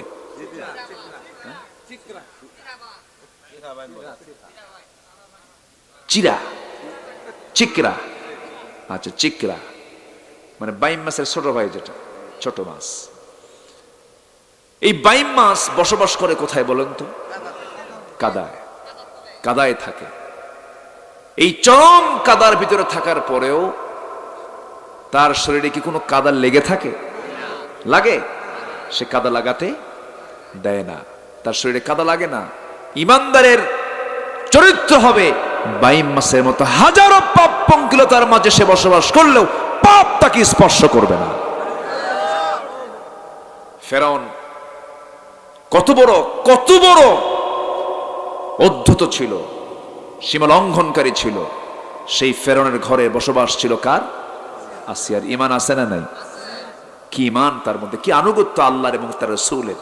তার রাসূল ছিলেন হলো মূসা আলাইহিস সালাতু ওয়াস সালাম, তার নবী ছিলেন। তিনি ফেরাউনের ঘরে থেকেই কালিমা পেয়ে গেলেন, দিন পেয়ে গেলেন, বললেন আশহাদু আল্লা ইলাহা ইল্লাল্লাহ, ইসলাম কবুল করলেন। ফেরাউনের কানে সংবাদটা চলে গেল। বলা হলো, আসিয়া শুনতে পেলাম তুমি নাকি ইসলাম কবুল করেছো। আসিয়া বলছেন, আপনি শুনবেন কেন? দেখেন, আশহাদু আল্লা ইলাহা। ফেরাউন বলল, আসিয়া তুমি আমার সঙ্গে এরকম বেঈমানি করলা। দেখেন বেঈমান কি কয়, কি তুমি আমার সঙ্গে এরকম প্রতারণা করলা? আমি তোমাকে কি সম্মান দিয়েছি? তুমি এই মিশর জনপদের ফার্স্ট লেডি অফ ইজিপ্ট, তুমি হলে এই মিশরের তুমি ফার্স্ট লেডি। আমি তোমাকে কত মর্যাদার আসনে সমাসীন করেছি। আমি হলাম এই রাজত্বের রাজা, তুমি তো হচ্ছে তার রানী। তোমাকে এত বড় সম্মান দেওয়ার পরে তুমি আমার সঙ্গে এরকম আচরণ করলে। আসিয়া বলছেন, আমার স্বামী, আপনি আমাকে যে সম্মান দিতে চান তার চেয়েও কোটি কোটি গুণে আমার আল্লাহ আমাকে সম্মান দিতে চান। জোরে বলি সুবহানাল্লাহ। আমি দুনিয়ার সম্মান পেতে চাই না। ফেরাউন বলল, আসিয়া তুমি কি জানো এটার ফল কি হতে পারে? শুধু আসিয়া বলেন, আমার স্বামী, আপনি আমার প্রতি যতটা আচরণ কঠিন করবেন আমার ঈমানটা তার চেয়ে মজবুত হয়ে যাবে। জোরে বলি সুবহানাল্লাহ। কি আনুগত্য! কার আনুগত্য? আর আমার দেশে কয়েক টাকা দিলেই, বিড়ির প্যাকেট দিলেই ঈমান শেষ, ঈমান বেঁচে ফেলে দেয়। আমার বন্ধুগণ, আনুগত্য কাকে বলে দেখেন। আসিয়া আলাইহিস সালাতু ওয়াস সালাম ফেরাউনের ঘরে থেকেও তিনি আল্লাহর আনুগত্যের বরখেলাফ কিছু করলেন না। মুসার বিরুদ্ধে একটা কটু কথাও বললেন না। ফেরাউন বলল, আসিয়া শোনো, তোমাকে কিন্তু দুনিয়া থেকে বিদায় করে দেব। আসিয়া বলছেন, আমাকে যত হুমকি দেখাবেন আমার ঈমান তত পাকাপোক্ত হয়ে যাবে। কি মজবুত ঈমান তার ভিতরে কাজ করেছি, কি কঠিন পরীক্ষা তিনি দিয়েছেন। ঈমান আনলে পরে কি কি পরীক্ষা হতে পারে, সমস্ত পরীক্ষা আল্লাহ তাআলা আসিয়াকে দিয়ে করায়া দিয়েছেন। পারিবারিক বাধা ছিল, ধনাঢ্য শ্রেণীর বাধা ছিল, রাষ্ট্রীয় বাধা ছিল। সমস্ত বাধাকে অতিক্রম করে ঈমানের যত্ন নিয়ে তিনি দুনিয়া থেকে বিদায় নিয়েছেন। সবার আগে তিনি দেখেছেন ঈমানটার যত্ন কখনো নষ্ট করা যাবে না, ঈমানকে কখনো ভঙ্গ করা যাবে না। আসিয়া আলাইহিস সালাতু ওয়াস সালামকে দুনিয়া থেকে বিদায় করা হবে। এমন সময় ফেরাউন এসে বলল, ও আসিয়া, তোমাকে এখনো সতর্ক করছি, তোমার দাসীকে আমি দুনিয়া থেকে বিদায় করব। ফেরাউনের এক দাসী ইসলাম কবুল করেছিল। আসিয়ার সামনে তাকে ধরে ফেলা হলো, দুই হাতের মধ্যে পেরেক ঢুকানো হলো, দুই পায়ের মধ্যে পেরেক ঢুকায়া চার হাত পা চারদিকে শক্ত করে বেঁধে দিয়ে পেরেক দিয়ে আটকে দিয়ে একটা করে অঙ্গহানি করা হয়। আর বলা হয়, ইসলাম ছাড়বি কিনা বল। কিন্তু ওই দাসীর মুখে একটা আওয়াজ, লা ইলাহা ইল্লাল্লাহ। এই চিত্র আসিয়াকে দেখানো হলো যেন আসিয়া ফিরে আসি, কিন্তু হিতি বিপরীত হয়ে গেল। শেষ পর্যন্ত হামান বলতেছে, ফেরাউন বুকের শত্রু, বড় শত্রু, বউটাকে দুনিয়া থেকে বিদায় না করলে তোমার বড় বিপদ হয়ে যাবে। ফেরাউন হামানের পরামর্শ নিয়া জল্লাদ রেডি করে আসিয়ার সামনে হাজির করে দিল, আসিয়াকে মেরে ফেলা হবে। জল্লাদ হাতের মধ্যে করাত নিয়ে তার কপালের দিকে আগায়া দিয়েছে। এমন সময় বলা হচ্ছে, আসিয়া এখনো সময় আছে, তুমি কি করবা বলো। আসিয়া বলছেন, তোমরা আমাকে যে হুমকি দেখাচ্ছ সেই হুমকিতে আমি ভীত সন্ত্রস্ত নেই, কারণ আমার নাকের ভিতরে আমি জান্নাতের গন্ধ পেতেছি।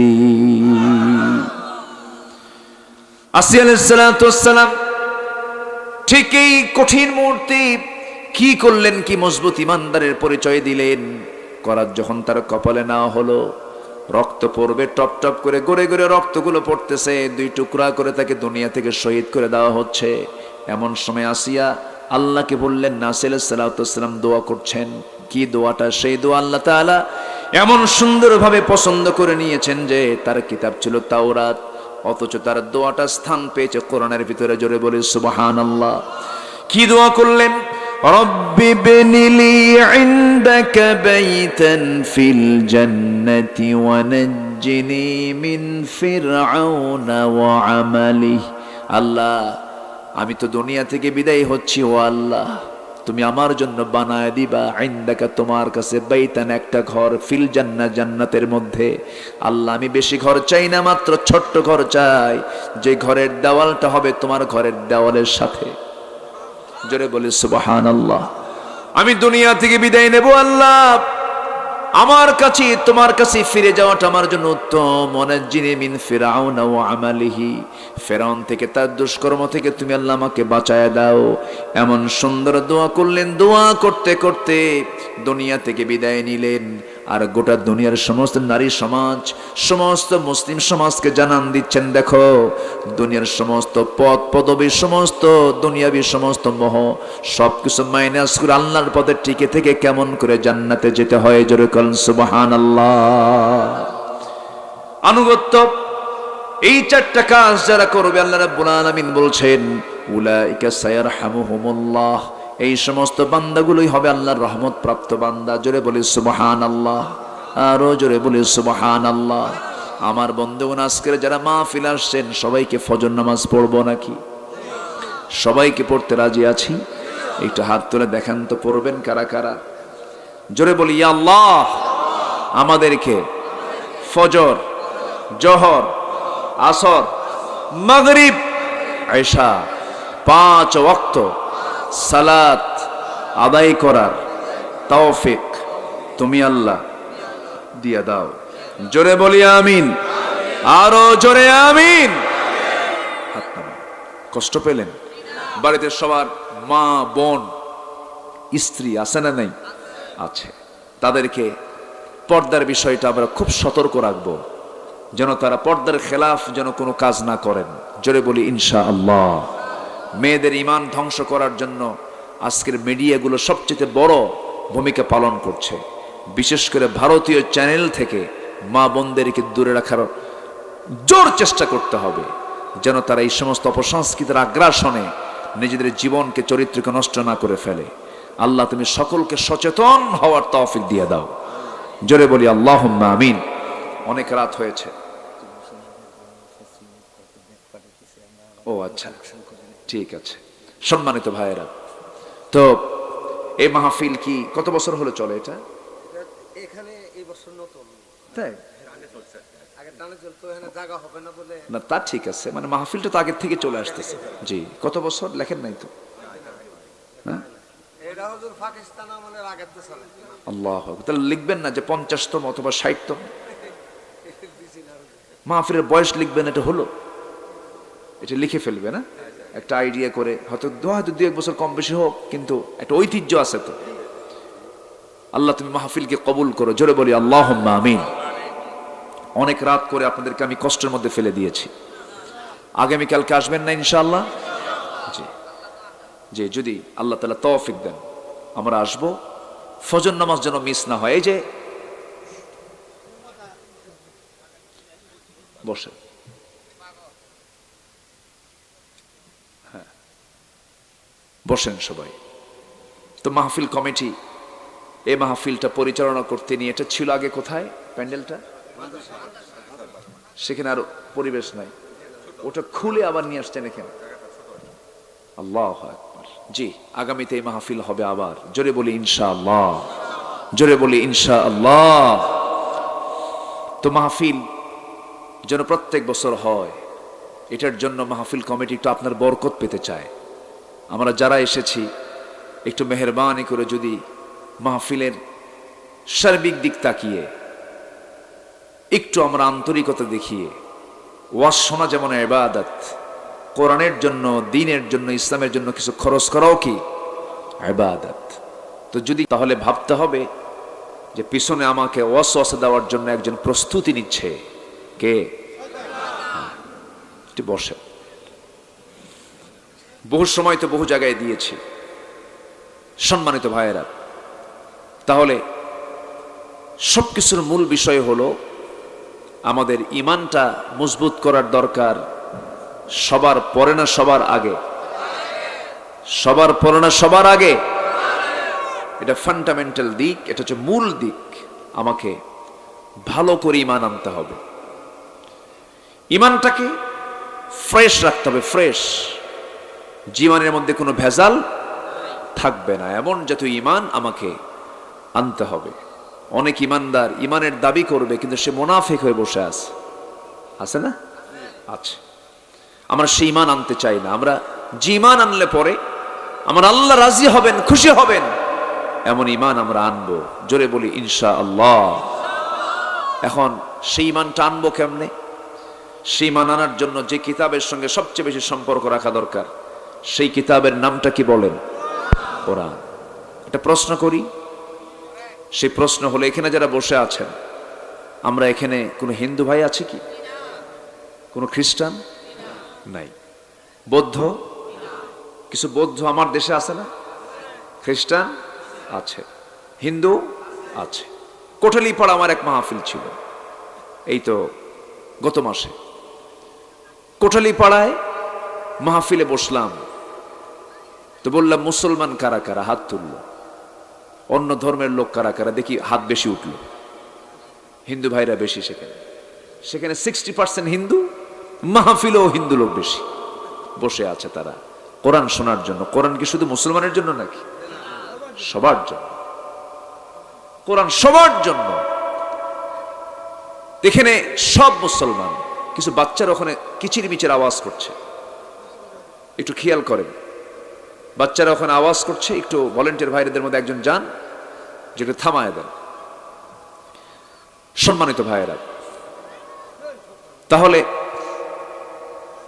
এখানে যারা বসে আছি টোটালি আমরা এখানে 100% মুসলমান বসে আছি। যদি প্রশ্ন করি কোরআনটাকে সহি করে পড়তে পারি কজন, সবার হাত কি উঠবে? বলেন, সবার হাত কি উঠবে? উঠবে না। যদি বলি দাড়িওয়ালা লোক বেশি না দাড়ি ছাড়া লোক বেশি? বলেন, ভালো করে বলেন। একজন বলতেছে আমার তো দাড়ি ওঠে নাই। না, ভালো, এটা হচ্ছে মুসা মার্কা বুদ্ধি। একজন নবী ছিলেন, কোন সে নবীর নাম কি? উনি শুধু ভিতর ভিতর প্রশ্ন খুঁজতেন। তাহলে দাড়ি কাটা লোক বেশি, কোরআন সহি করে পড়তে পারা লোক কম। যদি বলি এখানে যারা বসে আছেন একটা প্রশ্ন করব, রাগ করা যাবে না কিন্তু, রাগ করতেছেন নাকি আপনারা? আচ্ছা, আমার দেশে নামাজি মুসলমান বেশি না বেনামাজি মুসলমান বেশি? আচ্ছা, বিড়ি খাওয়া বেশি না বিড়ি ছাড়া বেশি? বিড়ি খাওয়া তো খুব জরুরি, তাই না? যে পরিমাণ বিড়ি খায় আমার দেশে, মনে হয় বিড়ি যেন একটা জাতীয় খাবার। রাত 3টার দিকে ঘুম হয় না, বিড়ি টানে। ফজরের পরে বাথরুমে ঢুকছে, পায়খানা হয় না, ওখানেও বিড়ি খায়। আছে না নাই? তাহলে আমার দেশের মুসলমান, এই থামেন, আমার দেশের মুসলমান বেশি বিড়ি খায়, দাড়ি রাখে না, নামাজও পড়ে না, কোরআনও বোঝে না। তো এগুলো তো খুব ভালো দিক, তাই না? আচ্ছা, এগুলোর কারণটা কি? ব্যক্তির দোষ, এটা ঠিক আছে, ব্যক্তির দোষ এটা, কারণ ব্যক্তি কি জাহান্নাম যেতে হবে তো, তাই না? ব্যক্তির দোষ। কিন্তু এই অপরাধ যে গোটা জাতি ভরে যে আমরা দেখতে পাচ্ছি, গোটা জাতির মধ্যে যে দেখতে পাচ্ছি, এটার পেছনে আরো কিছু দায়বদ্ধতা আছে না নাই? সামাজিক দায়বদ্ধতা, রাষ্ট্রের কিছু ব্যর্থতা, আসতে বলবেন না, আছে না নাই? আচ্ছা, আমার বন্ধুগণ, যদি এমন সিলেবাস করা হতো, কোন বিসিএস ক্যাডার ভাইভা বোর্ডে পরীক্ষা দিতে আসবে, তাকে প্রশ্ন করা হবে কোরআন থেকে, কোরআনের যে কোনো পৃষ্ঠা থেকে তাকে তেলাওয়াত করতে দেওয়া হবে, সহি করে তেলাওয়াত না হলে তার ভাইভা বাতিল। কোরআন কারো তেলাওয়াত কি গলত থাকতো নাকি? থাকতো না। কোরআন শেখা যদি সবার জন্য বাধ্যতামূলক করে দেওয়া হতো, এই দেশের প্রত্যেকটা মুসলিম নাগরিক শুধু নামাজ পড়ার সুযোগ পেত না, নামাজ পড়ার যোগ্যতা হাসিল করত না, নামাজ পড়ানোর মতো যোগ্যতাও হাসিল হয়ে যেত। মুসলিম তো সেই যে নামাজ পড়তেও পারবে, পড়াতেও পারবে, এমন যোগ্যতা সব মুসলমানের মধ্যে থাকার দরকার আছে না নাই? আছে। কিন্তু তা তো নাই। এমন কেন হলো? কি জন্য হলো? কিসের জন্য হলো? আমার দেশের যে শিক্ষা সিলেবাস, ব্রিটিশকে আমরা তাড়াইছি, ব্রিটিশ আমাদের দুশ্মন, ব্রিটিশকে আমরা তাড়াইছি, এই দেশকে আমরা স্বাধীন করেছি। 47 হলো একবার, 71 হলো একবার, বারবার আমরা কত আন্দোলন করলাম। দেশ তো স্বাধীন হলো, কিন্তু ব্রিটিশদের যে তৈরি করা যে সিলেবাস গুলো, আজকেও সেই সিলেবাস গুলো আছে না নাই? আছে।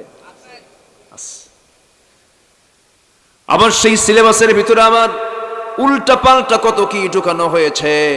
কবি ফররুখ আহমেদের কবিতা সরানো হয়েছে, নজরুল কবিতা সরায় দিয়া লাল গরু। কি গরু? লাল গরু। আর মাঝে মাঝে শিক্ষকদের নিয়ে বলে হাঁসের ডাক ডাকো প্যাক প্যাক। ঠিক আছে না? এই তো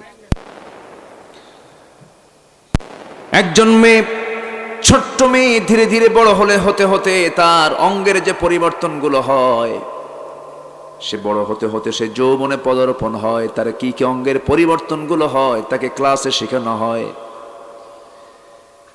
এই সমস্ত বিষয়গুলো ওপেন করে দিয়ে আবার পরের সিলেবাসে পরের অধ্যায় বলে এসো বন্ধু হই। এসো কি হই? বন্ধু হই। একটা বেগানা পুরুষ, একজন বেগানা নারী, একটা ইয়াং ছেলে এবং একটা ইয়াং মেয়ে, একটা ছেলে মেয়ে বিবাহের সম্পর্ক বাদ রেখে যদি দুজন দুজনের মন আদান প্রদান করে যদি তারা কোনো সহবাসে জড়িত হয়ে যায়, তার সর্বোচ্চ শাস্তি হলো 100 টাকা জরিমানা। হ্যাঁ, আজকে তো তাই আছে। আমার বন্ধুগণ, আবার অনেকে এই সমস্ত আকাম কুকাম করে বিয়ে করে আবার আমাদের কাছে এসে দোয়া চাই, হুজুর আমাদের বিয়েটা লাভ ম্যারেজ। কি ম্যারেজ? Love marriage. আমি কই লুচ্চা ম্যারেজ, ঠিক কিনা? আমার বন্ধুগণ, এটা কোনো গর্বের বিষয় নয়। বিয়ে পূর্ব কোনো প্রেম, বিয়ে পূর্ব কোনো নারী ছেলে এবং মেয়ের মধ্যে কোনো সম্পর্ক ইসলাম কখনো এলাও করতে পারে না। এটাকে নাজায়েজ বলেছে, হারাম বলে দিয়েছে। কিন্তু আজকের সমস্ত পার্কগুলো শিশুদের দখলে না, শিশুর মামা শিশুর খালাদের দখলে। কিন্তু নাম রেখেছে শিশু পার্ক, কিন্তু খালা আর মামারা বসে আছে, ঠিক কিনা? এই যে নোংরামিগুলো কখনো বন্ধ হবে না, কখনো বন্ধ হবে না, ওয়াজ করো বন্ধ হবে না। বরঞ্চ এখন রিসোর্ট হতে হতে গ্রামের দিকে রিসোর্ট ঢুকে গেছে, বিভিন্ন হোটেলগুলো খোলা হয়ে গেছে আকাম কুকাম করার জন্য। আমি কি ভুল বলছি নাকি? কেন হচ্ছে, কি জন্য হচ্ছে? এটার মূল কারণ হলো মূল শিক্ষা থেকে আজকে জাতি বঞ্চিত। মূল শিক্ষা থেকে আজকে জাতিকে অনেক দূরে সরে রাখা হয়েছে পরিকল্পিতভাবে, প্ল্যান করে। কেমন করে জাতিকে কোরআন থেকে দূরে রাখা যায়? আমার বন্ধুগণ, আজকের মাহফিলে যারা এসেছেন, তাফসীর মাহফিল, ওয়াজ মাহফিল, কোরআনের মাহফিল, অনেক বড় একটা কাজ, বড় একটা খেদমত। কিন্তু সঙ্গে সঙ্গে সবাইকে আমি 1 নম্বর কাজ দেব, সেটা হলো ছোট হোক বড় হোক সবার জন্য কোরআন শেখার দরকার আছে না নাই? এবং সেই শেখাটা আমার জন্য সুন্নত, নফল, ওয়াজিব না ফরজ? ফরজ। ফরজ।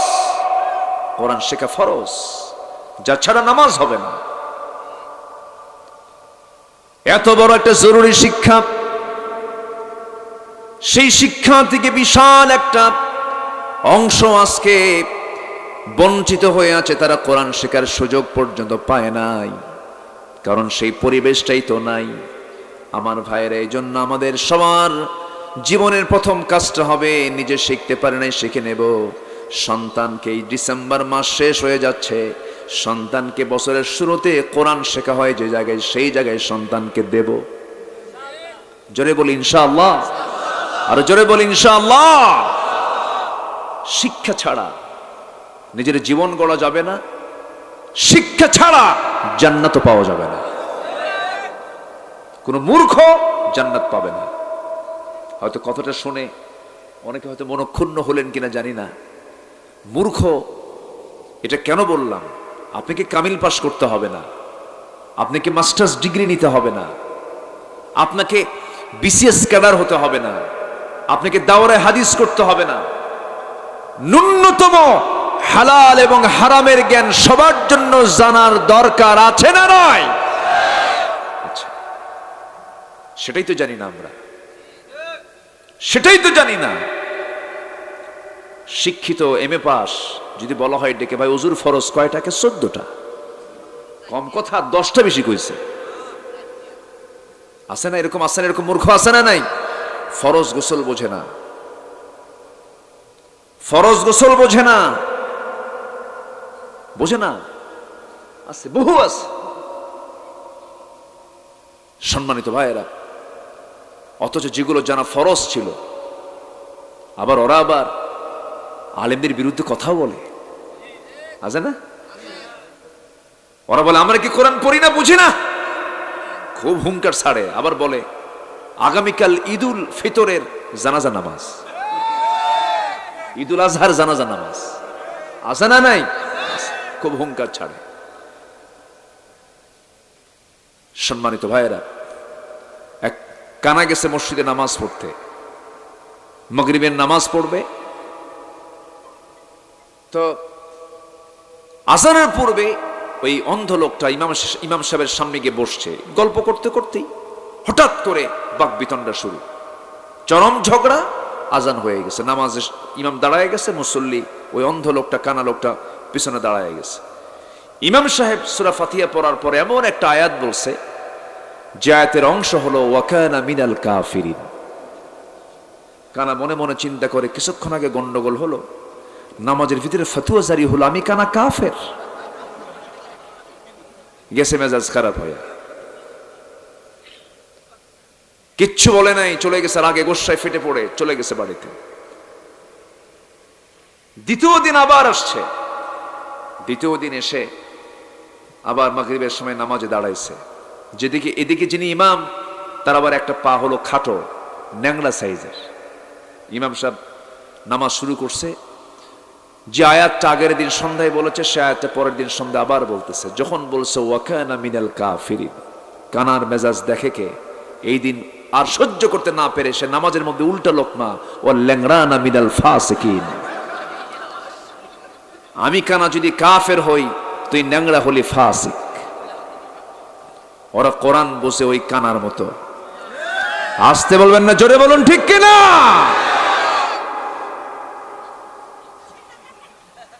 ওরা কোরআন বোঝে না, ওরা ইসলাম বোঝে না। যদি বুঝতে এমনটা হতো না। আমার বন্ধুগণ, তাহলে আমি সবার কাছে আমার প্রথম আবেদন হলো, আহ্বান হলো, নিজেকে জাহান্নাম থেকে বাঁচানোর জন্য, পরিবারকে জাহান্নাম থেকে বাঁচানোর জন্য কু আনফুসাকুম ওয়া আহলিকুম নারা, জাহান্নাম থেকে বাঁচার জন্য নিজে বাঁচতে হলে, পরিবারকে বাঁচতে হলে নিজ থেকে আগে উদ্যোগ নিতে হবে। আমার ফ্যামিলির যত সদস্য সংখ্যা আছে, সব শেখার আগে আমরা কি শেখায় দেব? আসতে বলবেন না, কি শেখায় দেব? কোরআন শেখায় দেব। আমার রাসূল বলেছেন, তোমাদের মধ্যে সেই লোকটাই সবচেয়ে শ্রেষ্ঠ যে নিজে কোরআন শিখলো, অপরকে শিখালো। কত দামি কথা! মান তাআল্লামাল কুরআনা ওয়া আল্লামাহু। আমার বন্ধুগণ, কোরআনটা আমরা শিখব, জানবো, বোঝার চেষ্টা করব।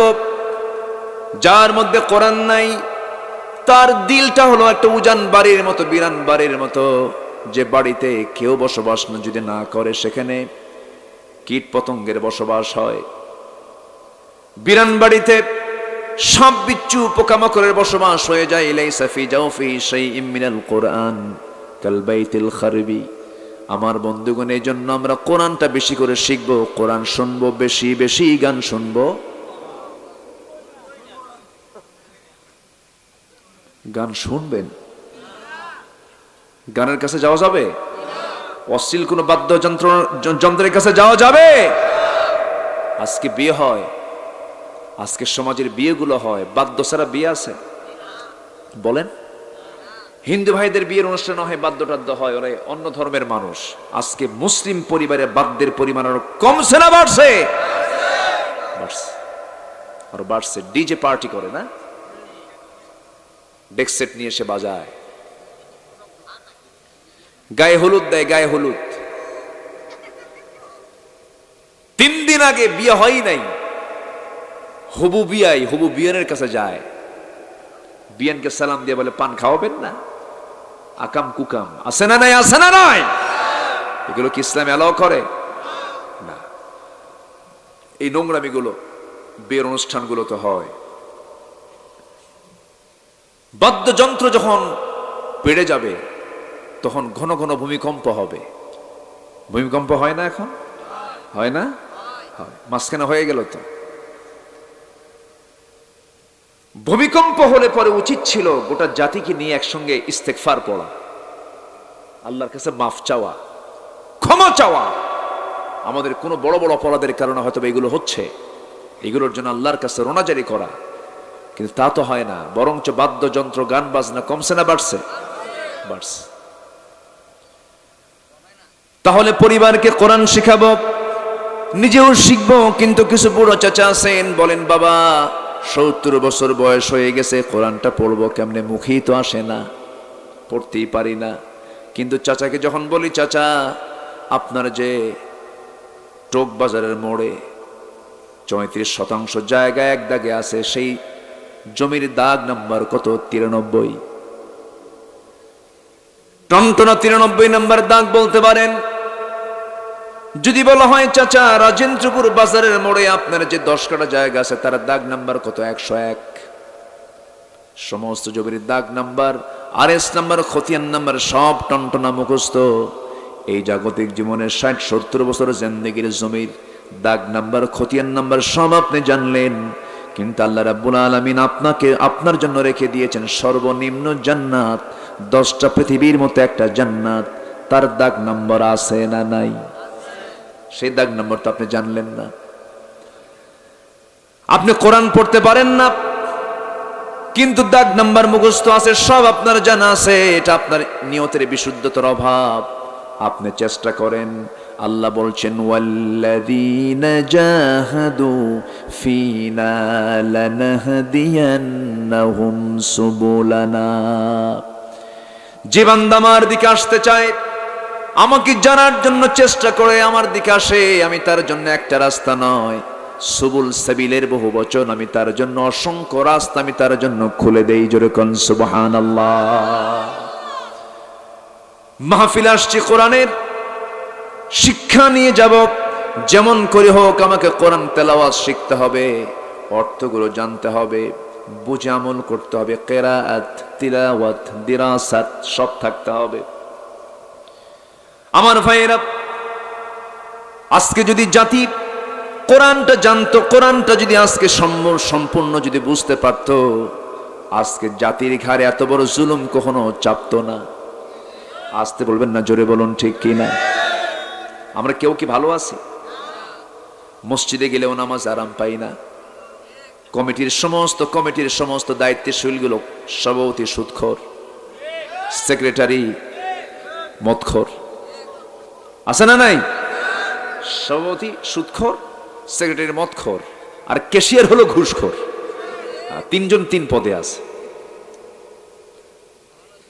এখন খতিব খুতবা দেবে কেমনে? হঠাৎ করে একদিন আয়াতের মধ্যে বলছে লা তাকুলুর রিবা দাআফা মুদাআফা, চক্রাকারে সুদ খায়ও না।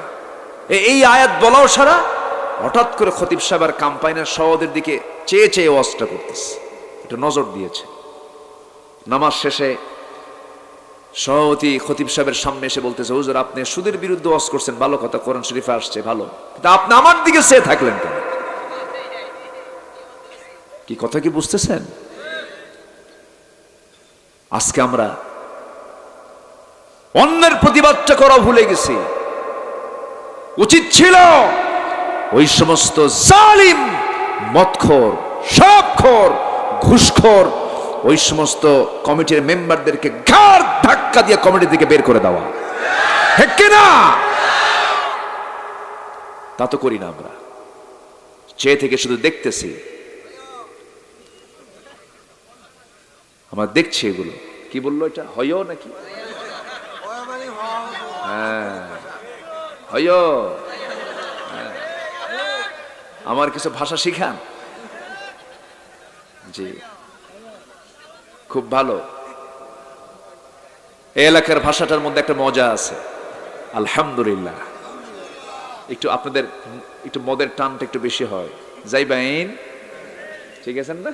হ্যাঁ, খাইবান, একটা মজা আছে। ভাষা ভাষাই, মায়ের ভাষার মতো শ্রেষ্ঠ ভাষা পৃথিবীতে আছে?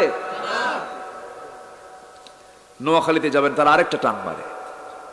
ওরা পানিকে পানি বলতে পারে না, পানিকে বলে হানি। আল্লাহ পাক হয় না, আল্লাহ ফাক হয় না, হয়ে যায় প ফ হয়ে যায়। গোটা দেশ, সব জায়গার ভাষা 10 মাইল অন্তর অন্তর চেঞ্জ হয়ে একটা আলাদা বিচিত্র আল্লাহ তাআলা করে দিয়েছেন, আলহামদুলিল্লাহ। সিলেটে আমি যখন প্রথম যাই, আমাকে এক বুড়ো চাচা ডাক নিয়ে বলে, হুজুর শুটকা গু খাবেন না ভিজা গু খাবেন? জটিল। হ্যাঁ, কত ভাষার বিচিত্রতা। হইও না, হইও একটু কম বলতে হবে। আলোচনার সৌন্দর্য ধরে রাখতে হবে। সম্মানিত ভাইয়েরা, কিন্তু আপনি বলে আপনিও কথা বলতেছেন, আপনিও চুপ থাকেন, আমার দিকে তাকান। কষ্ট পাচ্ছেন না তো আপনারা? তাহলে একটা বিষয় জানলাম, কোরআন সকল জ্ঞানের মূল উৎস, ঠিক আছে না? সেকেন্ড বিষয় হলো, আমরা এখান থেকে সিদ্ধান্ত নিয়ে যাব, যারা কোরআন পড়তে পারি না আমরা পড়বো, শিখবো। জোরে বলি ইনশাআল্লাহ। ইচ্ছে করলে কি হয়? উপায় হয়, বের হয়ে যাবে। পথ বের করে দিবেন কে? আমার ভাইয়েরা, আলহামদুলিল্লাহ চিৎকার মেরে বলছে আল্লাহুম্মা ইন্নী আসআলুকা আল হুদা ওয়াত তুকা ওয়াল আফাফা ওয়াল গিনা। সবাই বলি আল্লাহুম্মা লাকা আসলামতু ওয়া বিকা আমানতু ওয়া আলাইকা তাওয়াক্কালতু ওয়া ইলাইকা আনাবতু ওয়া বিকা খাসামতু। আমরা আল্লাহ তাআলার শুকর আদায় করে নিলাম। সম্মানিত ভাই সব, গত রাত্রিতে এই সময় কি ছিল? কেমন ছিল বৃষ্টি? কোনো কি সম্ভাবনা ছিল এরকম হলে আজকে মাহফিলের? এই অসম্ভবকে সম্ভব করতে পারেন তিনি কে? বৃষ্টি কখন হবে আর কখন হবে না, এটার সম্পূর্ণ নিশ্চয়তা কার হাতে? কার জানা? প্রযুক্তি কত ডেভেলপ হয়েছে, কেউ বলে না যে হবে না, হয়তো হবে না। বৃষ্টি হতে পারে, বৃষ্টি হবেই এমন কোন গ্যারান্টি কেউ দিতে পারে? ইন্নাল্লাহ ইনদাহু ইলমুস সাআ, আল্লাহর কাছে কিছু জিনিস আল্লাহর ইলমে আছে, এর মধ্যে কিয়ামত কখন হবে, বৃষ্টি কখন হবে, সন্তানাদি কি হবে, এগুলোর বিষয়ে সবচেয়ে বেশি জানেন তিনি কি? আমার আল্লাহ তাআলা। তো যাই হোক, আমরা কোরআন শোনার একটা পরিবেশ পেয়েছি, যিনি আমাকে আপনাকে অন্তত একটা পরিবেশ তৈরি করে দিয়েছেন, যিনি আমাকে আপনাকে এমন বরকতময় জায়গা আসার সুযোগ করে দিয়েছেন, এটা আল্লাহ পাকের খাস মেহেরবানি। আলহামদুলিল্লাহ। সম্মানিত হাজিরিন, আমি আমার অভ্যাস অনুযায়ী আলোচনার সূচনায় মহাবিশ্বের চিরবিস্ময় আল্লাহর পক্ষ থেকে নাজিলকৃত ঐশী গ্রন্থ আল কোরআন আল কারীমের গুরুত্বপূর্ণ একটি সূরা, 10ম পারার 9 নম্বর সূরার আমি মাঝ দিক থেকে আমি 2টি আয়াতে কারীম আমি তেলাওয়াত করেছি। 2টি আয়াতকে সামনে রেখে আমি কিছু কথা বলতে চাচ্ছি। ওয়ামা তাওফীকি ইল্লা বিল্লাহ আলাইহি তাওয়াক্কালতু ওয়া ইলাইহি উনীব। সেই মহান রবের প্রতি পূর্ণ ভরসা রেখে আসুন আমরা সোজা এখন আলোচনার দিকে চলে যাই। সম্মানিত হাজিরিন, আমরা এমন একটি কালামের কথা শুনতে এসেছি, যে কালাম কোনো ব্যক্তির নয়, যে কথা কোনো মস্তিষ্ক প্রসূত নয়, যে কালামের কথা সম্পূর্ণ কার কালাম? আসতে বলবেন না, কার কালাম? আল্লাহর কালাম। এই আল্লাহর কালাম আজ থেকে বহুদিন আগে নাজিল হয়েছে। 1500 বছর আগে, প্রায় 1500 বছর আগে কোরআন নাজিল হয়েছে, যে যুগে আধুনিক প্রযুক্তির কোনো কিছু উপস্থিত ছিল না। আমরাও তো, আমি আমার বাল্যকালে মোবাইল দেখিনি, চিঠির আদান প্রদান হতো, পিয়নদের খুব ডিমান্ড ছিল, পিয়নদের সঙ্গে কেউ খারাপ ব্যবহার করতো না, যদি চিঠি আটকে দেয় খুব ডিমান্ড ছিল। আজকে সেই ডাক অফিস, সেই কি আর সেই ডাক অফিসের সেই যৌবন কে আছে? সব প্রযুক্তির কল্যাণে অনেক কিছু হারিয়ে গেছে, অনেক কিছুই নাই। মানুষ এটা কল্পনাও করতে পারত না আজ থেকে 150 বছর আগে, 200 বছর আগে, যে বিমানে চড়ে এত দ্রুত গোটা পৃথিবী ঘোরা সম্ভব। অথচ আজকে মানুষ আকাশে উড়িয়েছে বিজয়ের কেতন, সমুদ্রের তলদেশ জয় করে ফেলেছে, হিমালয়ের অহংকারী মাথাকে জয় করেছে মানুষ। কিন্তু প্রযুক্তির এই তথ্য প্রযুক্তির এই চরম উৎকর্ষ সাধনের যুগে এসে আজকে মানুষ তার চারিত্রিক মান উন্নতির দিকে নিয়েছে না অবনতির দিকে? অবনতির দিকে। কেন, কি জন্য? তথ্য প্রযুক্তির তো ডেভেলপ হয়েছে, এরকম তো হওয়ার কথা ছিল না। কিন্তু মূল কারণ যেটা, সেটা হলো মানুষ তথ্য প্রযুক্তিতে এগিয়ে গেলেও নৈতিকতা, চরিত্র, ব্যবহার, মানবতা সব দিক থেকে মানুষ ঊর্ধ্বমুখী না নিম্নমুখী? নিম্নমুখী। 1500 বছর আগে কোরআন নাজিল হয়েছে, আজকেও সেই কোরআন আছে না নাই? আজকেও সেই কোরআন আছে না নাই? আছে। কোরআন ছিল, আছে এবং থাকবে।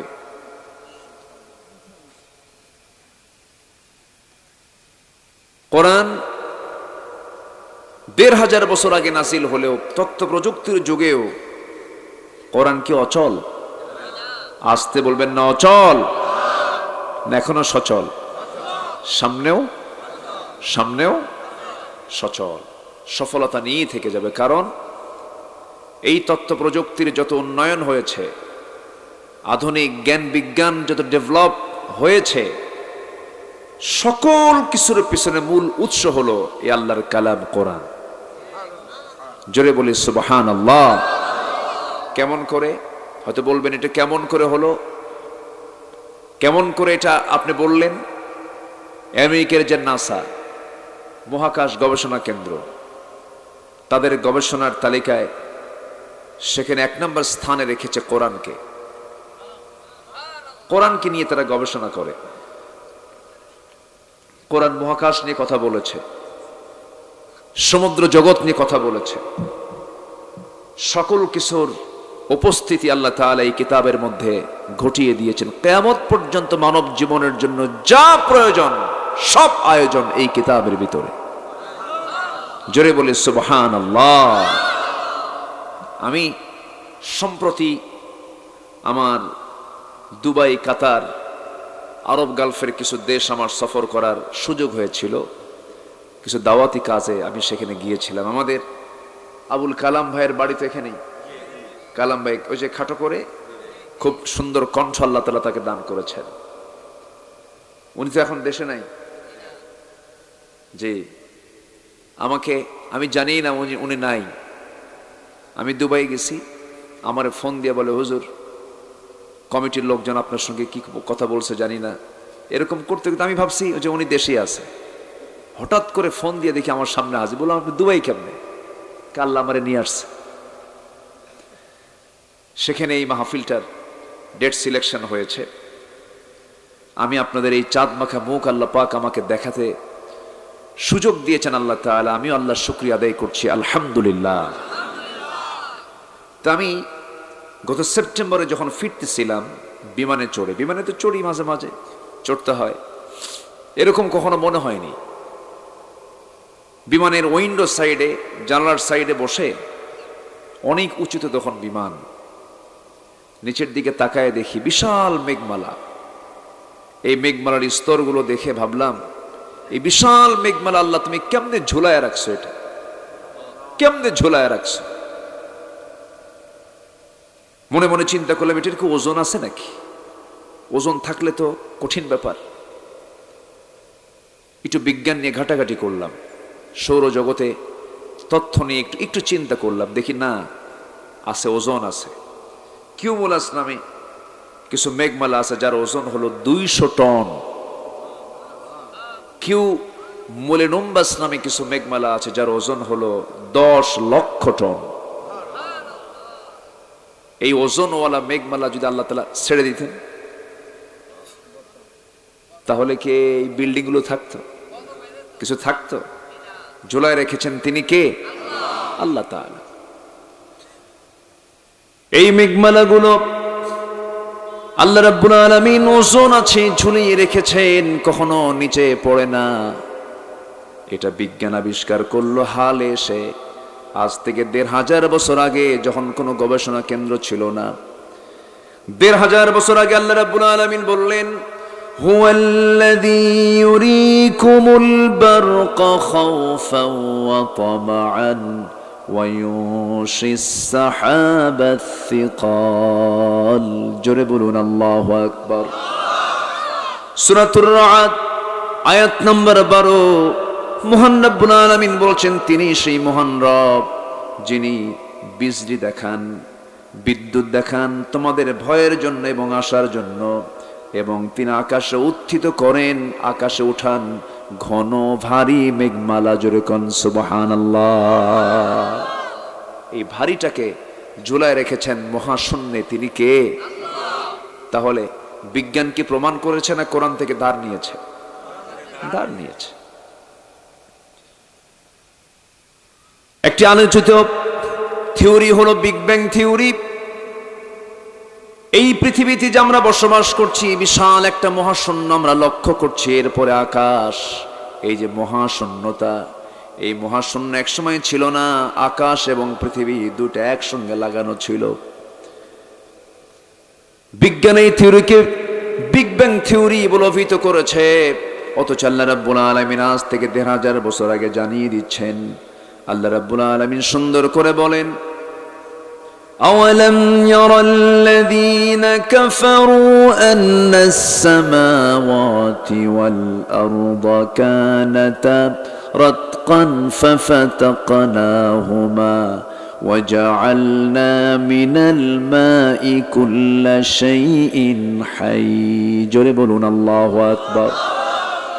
তিনি সেই মহান সত্তা যিনি আসমান এবং জমিনটাকে প্রচন্ড ধাক্কার মধ্য দিয়ে এটাকে বিশাল মহাশূন্যতায় রূপ দিয়েছেন, এবং প্রত্যেকটা জীবনের ভিতর আল্লাহ তাআলা পানির উপস্থিতি করেছেন। এই যে বিশাল তথ্য কোরআন দিয়ে দিল, এখন বলুন বিজ্ঞান প্রমাণ করেছে না কোরআন থেকে ধার করে নিয়েছে? ধার করে নিয়েছে। চাঁদের নিজস্ব কোনো আলো নাই, আমরা বিজ্ঞান বইয়ে পড়েছি। চাঁদের নিজস্ব আলো নাই, সূর্যের নিজস্ব আলো আছে, এটা তো বিজ্ঞান আজকে আমরা বইয়ের মধ্যে দেখতে পাই। কিন্তু 1500 বছর আগে মহান রব্বুল আলামিন সুন্দর করে বলছেন, তাবারাকাল্লাযী জাআলা ফিস সামাই বুরুজাও ওয়া জাআলা ফীহা সিরাজাও ওয়া কমারাম মুনীরা। অতীব বরকতময় সেই মহান প্রভু যিনি মহাশূন্যে প্রদীপ্ত সূর্য, সুন্দর প্রদীপ্ত সূর্য সেট করেছেন এবং তাতে রেখে দিয়েছেন আলোকিত চাঁদ। আমার বন্ধুগণ, চাঁদের যে নিজস্ব আলো নেই, কোরআন আজ থেকে 1500 বছর আগে বলে দিয়েছে। সূর্যের নিজস্ব আলো আছে, আজ থেকে 1500 বছর আগে বলে দিয়েছেন কে? এখন বলেন বিজ্ঞান প্রমাণ করলো না কোরআন থেকে ধার নিল? ধার নিয়েছে। আমার বন্ধুগণ, মানুষ বুড়ো হলে পরে হাড় ক্ষয় হয়। হাড় ক্ষয় হয়, হাড় ক্ষয় হয়ে যায়। মেডিকেল ডাক্তার বলেন বুড়া হয়ে গেছেন, হাড়গুলো ক্ষয় হয়ে গেছে, ইনজেকশন দেওয়া লাগবে। মানুষ বুড়ো হলে যে হাড় ক্ষয় হয়ে যায়, আল্লাহ রাব্বুল আলামিন এই মেডিকেল সায়েন্সের তথ্য আজ থেকে 1500 বছর আগে দিয়েছেন। একজন পয়গম্বর জাকারিয়া আলাইহিস সালামকে আল্লাহ তাআলা একটা সন্তান দিয়েছেন বুড়ো বয়সে। যখন সন্তানটা দেওয়া হবে, আল্লাহ বলছেন, জাকারিয়া আমি তোমাকে সন্তান দেব, ইয়াহইয়া। কে? ইয়াহইয়াকে দেব। তিনি বলেন, আল্লাহ কেমনে সম্ভব? অস্তা আলার রাস, আমার চুলগুলো সাদা হয়ে গেছে। যে সাদা হয়েছে, চুলগুলো সাদা হয়ে গেছে। হাড়গুলো আমার নরম নরম হয়ে গেছে, ক্ষয় হয়ে গেছে। এই যে ক্ষয় হওয়া, হাড় যে ক্ষয় হয়ে যাওয়া, এই তথ্য যে মেডিকেল সায়েন্স এই তথ্য যে দিয়েছে, তারা প্রমাণ করেছে না কোরআন থেকে ধার নিয়েছে? ধার নিয়েছে। এইরকম করে হাজারো তথ্য মেডিকেল সায়েন্স বলেন, যেই সায়েন্সের কথাই বলেন না কেন, সমস্ত সায়েন্স যা কিছু বলেছে তার 1000 বছর আগে আল্লাহ তাআলা কোরআনে কোট করে দিয়েছেন। এইরকম করে আপনি যে দিক থেকে চান না কেন, বান্দার জীবনের সকল চাহিদা পূরণ করার জন্য আল্লাহ রাব্বুল আলামিন কোরআনটা আমার আপনার জন্য এনাফ করে দিয়েছেন, যথেষ্ট করে দিয়েছেন। জোরে বলি সুবহানাল্লাহ। সব আছে এর ভিতরে। বহুদিন আগে কুড়িগ্রাম আমার এক মাহফিল ছিল। কুড়িগ্রাম নাম শুনছেন তো? আজ থেকে প্রায় 18-19 বছর আগের কথা, 20 বছর হয়ে যাবে। কুড়িগ্রাম, বেশি গ্রাম না, মাত্র 20 গ্রাম। কুড়িগ্রাম মাহফিল ছিল। তা আমি বললাম কোরআনে সব আছে। এক কৃষক চাচা সামনে দাঁড়ায় বলে, হুজুর এর মধ্যে কি আলু আছে? আলু, আলুর দাম তো এখন এবছর খুব কম ছিল, তাই না? চালের দাম বেশি না আলুর দাম বেশি? হ্যাঁ, কম কথা না, আমরা কত উন্নত হয়েছি। চালের চাইতে আলুর দাম বেশি, বিশাল ব্যাপার। আমরা কি পারি না? আমরা সবই পারি। দেশের টাকা সব পাচার করে বাইরে পাঠাতে পারি। আমরা কম পারি নাকি? আমরা অনেক কিছু পারি। দেশকে ভালোবাসে কারা? জাতির সব জানা হয়ে গেছে। আসতে বলবেন না, জোরে বলুন ঠিক কিনা? তাদের মুখে দেশপ্রেম মানায় না যারা দেশের টাকা বাইরে পাচার করে। এটা একটা প্রতারণা, একটা ধোঁকাবাজি। কষ্ট নিচ্ছেন নাকি আবার? দেশকে ভালোবাসা একটা ঈমানের অংশ। দেশের প্রতি মমত্ববোধ থাকতে হবে। আমার রাসূল যখন মক্কা থেকে মদিনার দিকে আসেন, তার চোখে পানি, চোখের কোনা বেয়ে টপ টপ করে পানি পড়ছে। কাবার দিকে তাকায় থাকতেছেন, আর কাঁদতেছেন, আর বলতেছেন, আল্লাহ আমি এখানে জন্ম নিয়েছি, আমার জন্মস্থান কাবা, তোকে দেখে দেখে বড় হয়েছি, আমার বড় শখ ছিল আমি এই জায়গায় থাকবো, আমাকে থাকতে দিল না তোর প্রতিবেশীরা। রাসূল প্রিয় জন্মভূমিকে খুব ভালোবাসতেন, আমরাও ভালোবাসবো। জোরে বলি ইনশাআল্লাহ, জোরে বলি ইনশাআল্লাহ। মাতৃভাষাকে ভালোবাসবো। ভাষার জন্য জীবন দেয়নি? দিয়েছে। ভাষাকে ভালোবাসা উচিত। দেশের প্রতি টান থাকতে হবে। বুক উঁচু করে বলতে হবে আমার দেশ, এটা আমার দেশ। কিন্তু যারা দেশ দেশ নিয়ে যারা খুব মুখে ফেনা তোলে, তারাই দেশের টাকা বাইরে পাচার করে। সম্মানিত ভাইয়েরা, অনেক কথা আছে, আস্তে আস্তে করে আমরা বলবো। আমাকে সময় দেওয়া যাবে তো? জোরে বলি ইনশাআল্লাহ। লোকজন আজকে উপচে পড়া ভিড় হতো, আমি জানি এখানে জায়গা হতো না, একটা উপচে পড়া ভিড় হতো, কিন্তু মাহফিল হবে কি না আমি তো জানতাম না। আমার একবার কয় হবে না, আরেকবার কয় হবে, আমি কই হ্যাঁ যা বলবেন তাই। তা আমি তো জানি না, লোকজন জানবে কেমনে? এই বৈরী আবহাওয়ার মাঝে, প্রতিকূল পরিবেশে যারা এসেছেন, আমি তো মনে করি এক একটা বীর মুজাহিদের ভূমিকা পালন করেছে, এক একজন হাজার মানুষের ভূমিকা পালন করেছে। ইয়াকুম মিনকুম 20 সাবিরুন ইয়াগলিবু 200। আল্লাহ তাআলা কিন্তু যারা জাদরিল ইমানদার, তাদের ইমানি মজবুতির উপরে আল্লাহ তাআলা রেজাল্ট দিয়ে দিয়েছেন। তোমরা যদি 20 জন ধৈর্যশীল ইমানদার হও, 200 জনের উপরে তোমরা বিজয়ী হয়ে যাবে। যারা আসছেন সব সাকা সাকা বাছাই করা কিছু শ্রোতা, বলি আলহামদুলিল্লাহ। আমাকে সময় দেওয়া যাচ্ছে তো? সম্মানিত ভাইয়েরা, আর জেলার নামই তো কিশোরগঞ্জ, কোনো বুড়া মানুষ নাই, সব কিশোর। সব কি কিশোর, কোনো ছোটও নাই বুড়াও নাই, সব কিশোর। আবার গাজী থেকে কিছু আসছে, ওরা শহীদ টহীদ হয় না, সারা জীবন গাজীই থাকে, খুব ভালো। সম্মানিত ভাইয়েরা, হ্যাঁ না মমিন সিং এখানে নাই তো? ও গফরগাঁ তো এই পাশেই তো, হ্যাঁ, কারণ ব্রিজ হয়ে গেছে এখন। জি, ও পিছনে আবার নরসিংদী আছে না, একটু দূরে আছে না, ঠিক আছে ঠিক আছে, না আমি শুধু ওয়াজ করবো তা তো হবে না, জনগণের কথা বলতে হবে, ঠিক আছে, সমস্যা নাই। কারণ বক্তা শ্রোতা যদি ফ্রি না হওয়া হয়, বক্তা শ্রোতার মধ্যে একটা ফ্রি ভাব থাকার দরকার আছে না? আমরা ফ্রি হয়ে কথা শুনবো, বলবো, জোরে বলি ইনশাআল্লাহ। সম্মানিত হাজিরিন, তাহলে আমরা সেখান থেকেই কথা বলি যেখান থেকে আমি তেলাওয়াত দিয়ে শুরু করেছি। তাহলে একটা জিনিস স্পষ্ট হলো, পৃথিবীতে সকল জ্ঞানের মূল উৎস হলো কোরআন। মূল উৎস কি বলেন? যা কিছু সব সোর্স, তার মূল সোর্স হচ্ছে কোরআন। এখান থেকে সমস্ত জ্ঞানের বিভিন্ন বিভাগগুলো ভাগ হয়ে গেছে, ডিপার্টমেন্ট, সব ডিপার্টমেন্টে কোরআনের বক্তব্য আছে না নাই? আচ্ছা, কোরআন দিয়ে নামাজ হয় না? কোরআন দিয়ে তো সমাজ চলতে পারে না। আসতে বলে চলতে পারে? এটা কি বিশ্বাস করেন? সবাই কি বিশ্বাস করে? এই দেশের সবাই কি করে? সবাই বিশ্বাস করে না, জানেও না, জানতে চাইও না, আছে, হ্যাঁ, মাথা ব্যথাই না। হ্যাঁ, তাহলে কোরআন দিয়ে নামাজ চলে, কোরআন দিয়ে কি সমাজ চলতে পারে না? পারে।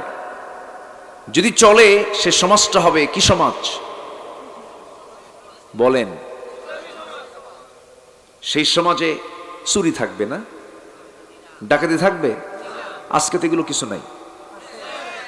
তাহলে কি নাই? কোরআন নাই।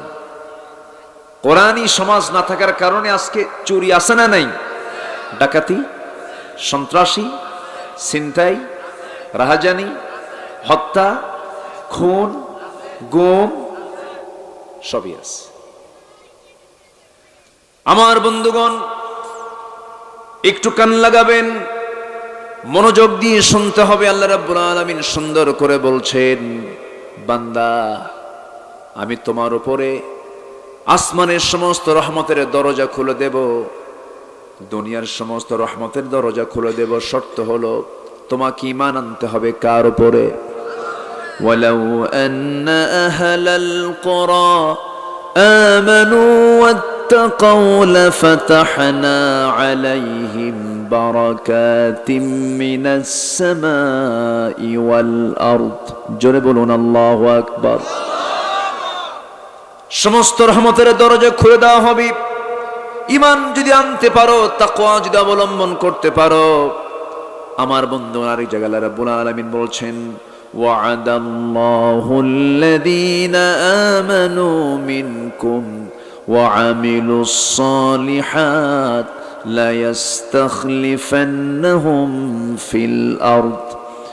আল্লাহ ওয়াদা করছেন, ঈমান যদি আনতে পারো, আমলে সালেহ যদি করতে পারো, আমি আল্লাহ ওয়াদা করছি তোমার হাতে আমি খেলাফতের সমস্ত কিছু তুলে দেব। জোরে কোন সুবহানাল্লাহ। হয়তো বলবেন, হুজুর আমরা তো ঈমান আনছি। আমার দেশে বহু লোকের নামই আছে ঈমান আলী, আছে না? নাম কি? মুহাম্মদ ঈমান আলী,